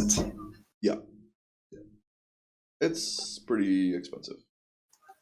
But then underneath it, which is something that I'm working towards right now, is having a budget 3 node with a 1-node engraving. So Um, cheap, so cheap. If you're it not, if is. it's so cheap, like have some self-respect. As Name says to me, Name, I see you, buddy. As Name says to me, have some self-respect and run your budget 3-3 one by one. So I did that, which includes no legendary accessories. It's all purple accessories. Oh yeah, yeah. That's much cheaper for sure. Budget Uh, as budget is as budget, right? yeah, Well so you said. don't need any 3 nodes to be able to do that. You do need a 6/7 stone, which is kind of hard, but Yeah, it's not um, impossible though, especially with the prices of stones going down all the well, time. it's not budget if you play support. That stone is really Yeah, valuable as support. yeah, true, true. Okay, yeah. And then I had an easy tier 1 Giga Chad setup, which requires item level 420. But you can have 2 3-node engravings and a 2-node engraving. It's four Um, twenty 6 9. I see what we're doing here. Let's Yeah. just So most people have enough books to be able to have two, and they're really cheap with the to get event two too. With engravings. the Yeah, to event, get like you have no excuse, right. So as Name says. you can get a tier three, two tier threes just from your ability stone and your engraving. If you get a 6/6 tier one stone, which Mhm. isn't all too difficult, and they're usually not that expensive. And then you just have a bunch of 2/1 accessories. So you could have, three or sorry, two 3-note engravings, and then one 2-note engraving, and then one note engraving. So, for example, you could have barricade and stabilized status in your ability stone and engraving for a gun lancer. Then you can have spirit absorption 2 and combat readiness 1, all in tier 1. Yeah. Funny that you brought up Gunlancer. I actually went and did Oraha Plaza, the 1340 Abyssal dungeon, with my fresh Gunlancer that I just made on my EUC account, and I had. You're talking about birthstones, right? I didn't have a tier 1 birthstone, a tier 2 birthstone, a tier 3 birthstone. I had 0 birthstones equipped, and I did the 1340. So I was not a Giga Chad Lancer. I was like, what? Oh, you're saying Gun Lancer's tanky? What the fuck? I keep dying. And then I look and it's like, oh, I see. So don't be like me. Don't be like Yeah. me. This is mostly for new players. Yeah. If they're looking to do anything, the important thing with that specific setup is that the 3-note engravings won't be your class using that setup. You won't be able to do that with your class and get this amount of engraving power. So if you're playing Sork, Reflux, or Igniter, that would have to be your 2-note engraving. And then you could do like Adrenaline for your one note engraving, and then Precise Dagger and Hitmaster or All Out Attack, depending on your build. Yeah, the biggest cost is going to be like your Fions. Well, tier 1 doesn't have Fions. Oh, well, there you go. Okay. All right. I hope that yeah. Who runs engravings in tier 1, you absolute mad That's why I lad? said it's a easy tier 1 Chad. Okay, Giga, Ultra, Mega Chad. Do you imagine running around with freaking 2-3 as in tier 1? Oh my lord, get out of my group. I kick you just because I'd feel so ashamed. This is what Name. Sorry, I keep bringing him up, but this is what Name does. He's an absolute monster. But okay, I think that's good. I think we covered the engravings there. Let's take a look at the run value. So this is what I'm generating all of your profit by runs for each of your Chaos Dungeons and your Guardian Raids. It's not fully populated. It's still a work in progress. I've been playing more and haven't really been getting the average numbers from each of these, but that table that you're hovering over right there, that's the tier 3 stuff, including or sorry, that's the item level breakdown for what I have in the daily optimizer. So I would go and kind of like mix and match since you don't have 1080 yet. I would be like, oh well, I'm going to run Shadow 3 at 1040 and also take like what is this? It gives 171 gold. I mean, there's like, Well, 1080 is the same thing as 1100 because you don't get anything new at 1100. Mm-hmm. Yeah, I'm just like, oh, maybe it's easier to run. Like, say maybe it's easier to run Chromanium, and I'm only gonna lose. Wow, that's not a very big difference between these guys. No, it's not. So I could go and run. Wow. I say Because wow. the Guardian Stones and the Destruction Stones, they only sell for 1, so most of your value is coming from your Leap Stones in tier 1. So I just say, wow, you know what? I don't really feel like dealing with Alberhastic. I'll just make my 130 gold with Lava Chromanium. It's only 30 gold difference between freaking 1,000 and 11. Oh my goodness. Okay, it's time to run my alts. I'll see you later. I'm gonna go run my alts. Okay, I'm sorry. What is it? 960? 100? Like what is this? Why am I not running my 960s? Because I could be getting fatty. I mean, they're all rested. Are you telling me that my rested at 920 is worth more than my 1302? Yes, you are. Yep. You're saying that I could, or yeah, I could run a Katie's with the rested and make more than my tier 3 Non-rested, yes. non-rested. Yeah. Damn. Yeah. Sorry that people be like, oh my gosh, Funeral, you're so stupid. Obviously, running Armored Necrosena rested is worth more than running Akates. Yeah, exactly. I just yeah, for sure. Are rested. I should play my rested characters is what I'm getting at. Mhm. Because my rested character at maybe 1,000 is worth more than doing a chaos dungeon than my 1340 non-rested. Like that's incredible. That's such good information to have. But yeah, that I think that summarizes the this. I think it's good information for everyone to have that you can kind of look at the values. I love this. 10 out of 10. Go to gems. Um, so this is kind of a tool that I'm using right now. I end up having to, just like you probably do, where I put in the buy price for each of the different gems. I know that I updated the tier 3 gems yesterday. I have not really touched the tier 2s. It's a crapshoot on whether those sell anyway. Um, Most of the time they get heirloomed down to your alts using the roster storage. Um, Yeah. but this is Tier two, how I tier two, I just hone up to the highest that I can hone it, and then I just delete it. get. Which is probably So not good because I've probably gone up to like level 8 or 9 and they have value, but that shit's so it just clogs up my inventory. It's annoying. But anyways, so I wanted to look at the price differences between buying a gem at a certain amount hmm versus fusing one to that certain amount. And I saw what you had done, I think yesterday, whenever you were looking through gems, and absolutely set the class specificity to all, and then look for the lowest price, and that's what I'm generating the buy prices from, because I can either pay somebody X amount of whatever to, and I've done this once where I paid a soul fist to roll the gem to whatever, yeah. and then give it back to me. And I gave him 600 gold, and I ended up making 1,000 gold from it. So, Oh wow, uh, yeah. The refacet like so like that's a pretty common practice in like Korea and Russia and stuff. It's like you give it to someone with silver, like a level 10 gem, for example, and like a sorceress or something, or a gun lance or whatever, and they have say maybe 10 million silver, right? And they'll just keep re-rolling that gem until you hit like Doomsday or Surge Cannon or whatever people are looking for, and that's a way for you to turn silver into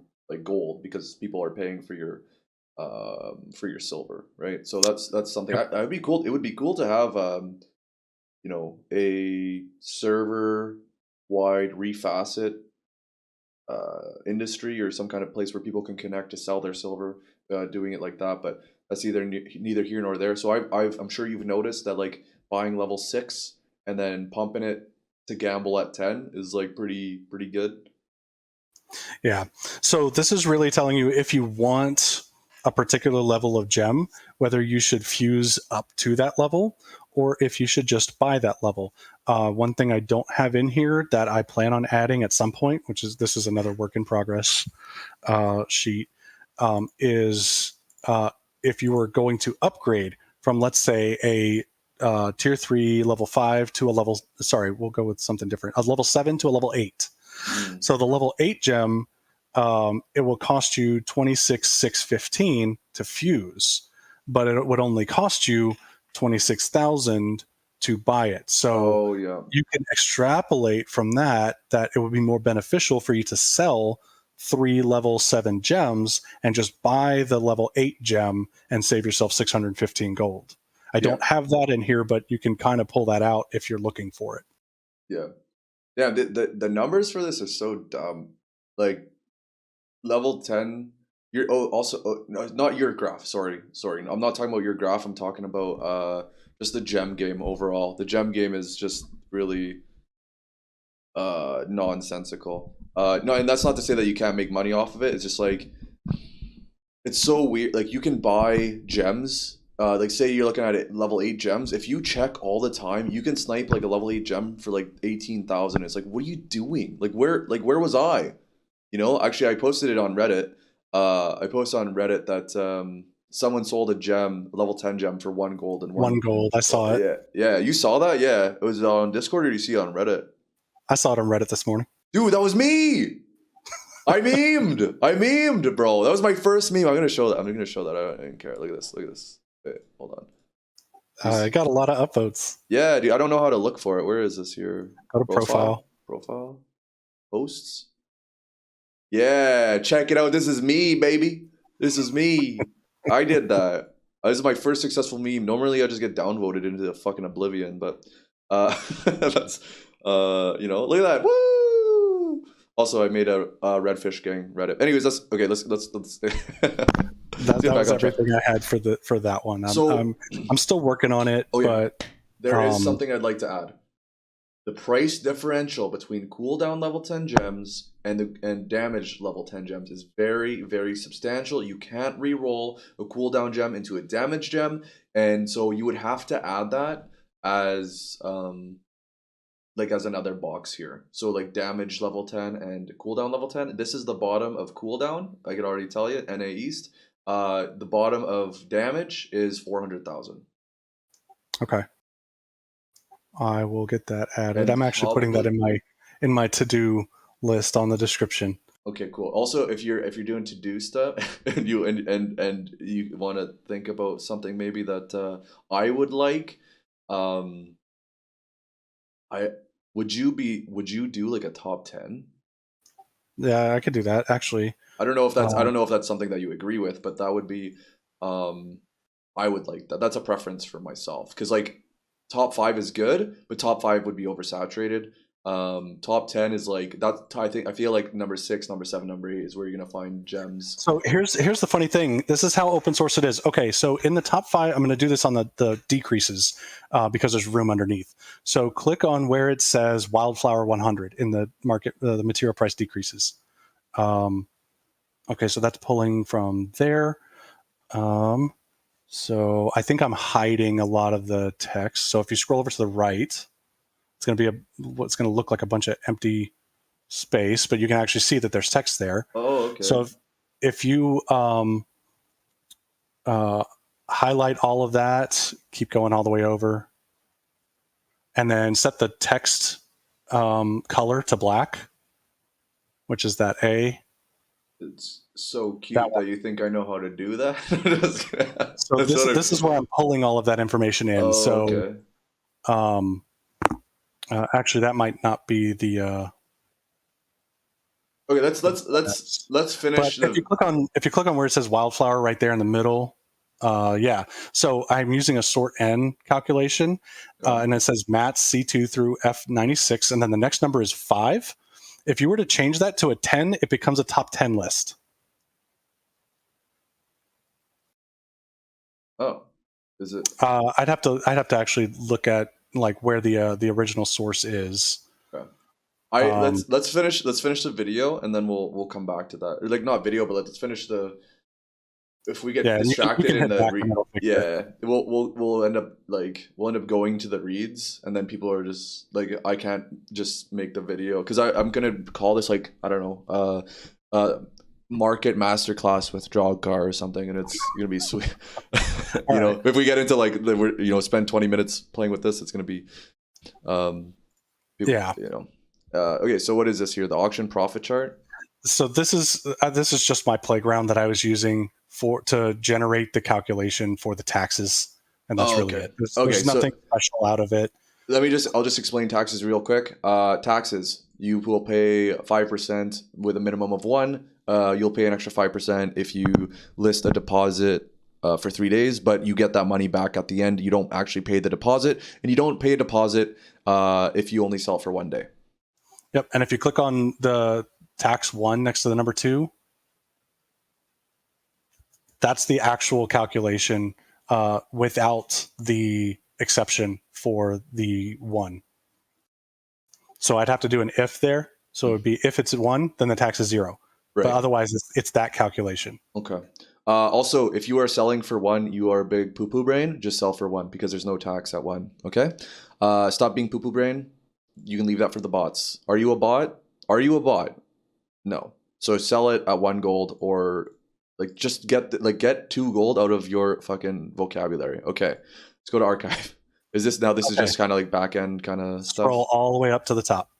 Oh, I went at the bottom. All right.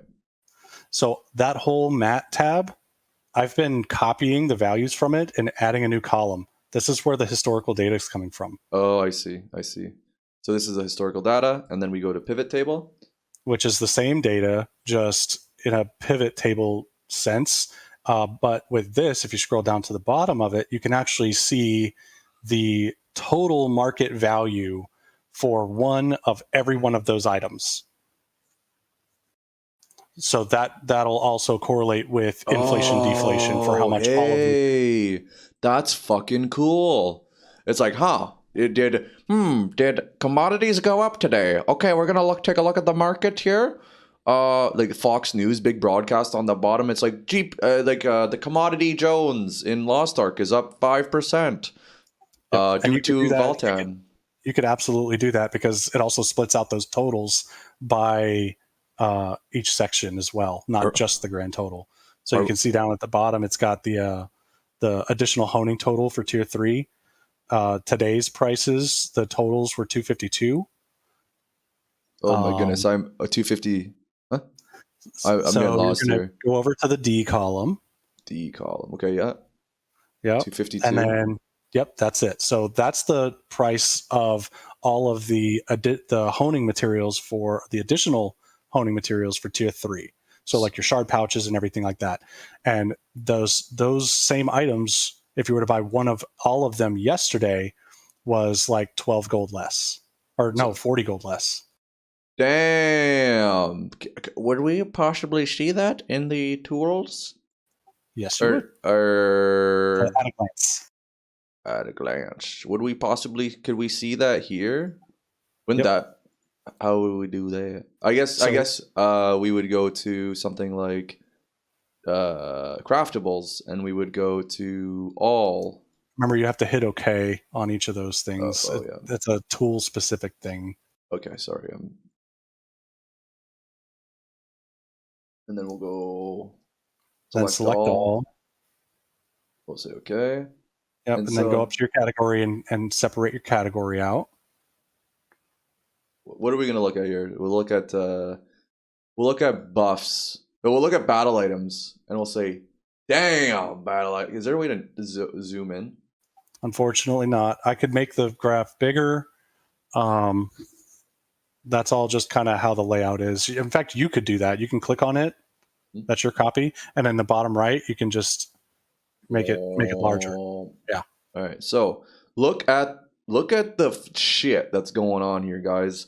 Oh, Voltan's coming out. And then it's just like everything's going up, baby. A lot of things are going down, but things that are going down are things that people don't care about that aren't related to Voltan. But so like if we look here, what is this? The baby blue HP potions. What is this? The repair shop portal scroll. That's gonna be big for Guardian, the Guardian raids when the 14-15 one comes out. Also, that's all. I'm not gonna share too many of my secrets, but that little FBK clue that could be involved in some kind of trade that happens all the time. Okay, sorry. But yeah, okay. So I think that pretty much that's it, bro. That's the end of the workbook. That's the end of the lesson, guys. It's big. It's a big fucking deal. This is really a great resource, man. You did a great job. Thank you. Thank you. I really did not know that I could, like, you could go into here and say, oh, my guy's 1100.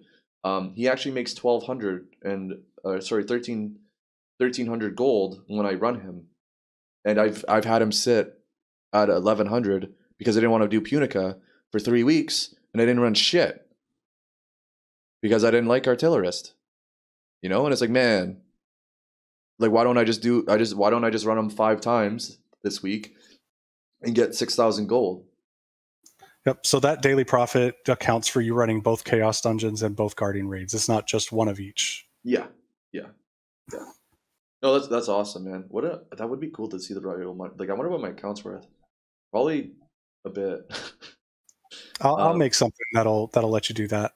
That's cool, man. Okay, sweet. It is Mother's Day, and I really enjoyed the call, man. I'm gonna dip. Is there any like ending notes that we want to talk about? Nope. So I put my Discord information in the description tab, and then I'm getting a pretty decent, not anywhere near what you got for your meme, but I'm getting a decent amount of upvotes on it as it is. So you can reach out to me on. All right, bitches. What do you think of that? Is this pre-recorded? Holy fuck, this guy. No, this is live. This part's live. He's not coming back. It's pre-recorded all day today. Yeah, get fucking bad.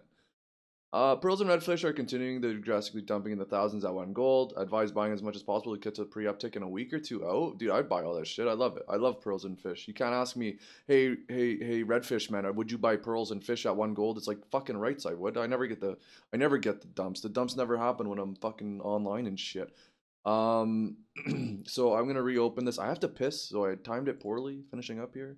But you know, when I like first of all, go and give this a like. What are you guys doing? Like, this is such a great resource, and you guys didn't do nothing. You guys sat through this 2-hour fucking video and looked at this resource that DrokgarX fucking wrote up for hours and hours, and you guys didn't give it a like. You piece of shit. Anyways, thank you, DrokgarX. You have to dip out. You got a work meeting. Okay, man. Thanks so much. Thanks so much. Yeah, thank you so much, dude. Like, I love this fucking sheet. You said it's Mother's Day. Yes, it was Mother's Day. We did this yesterday, but the clip got fucked. The file became corrupted. Or it was just like really fucking bad. I don't know what happened. Like, look at this.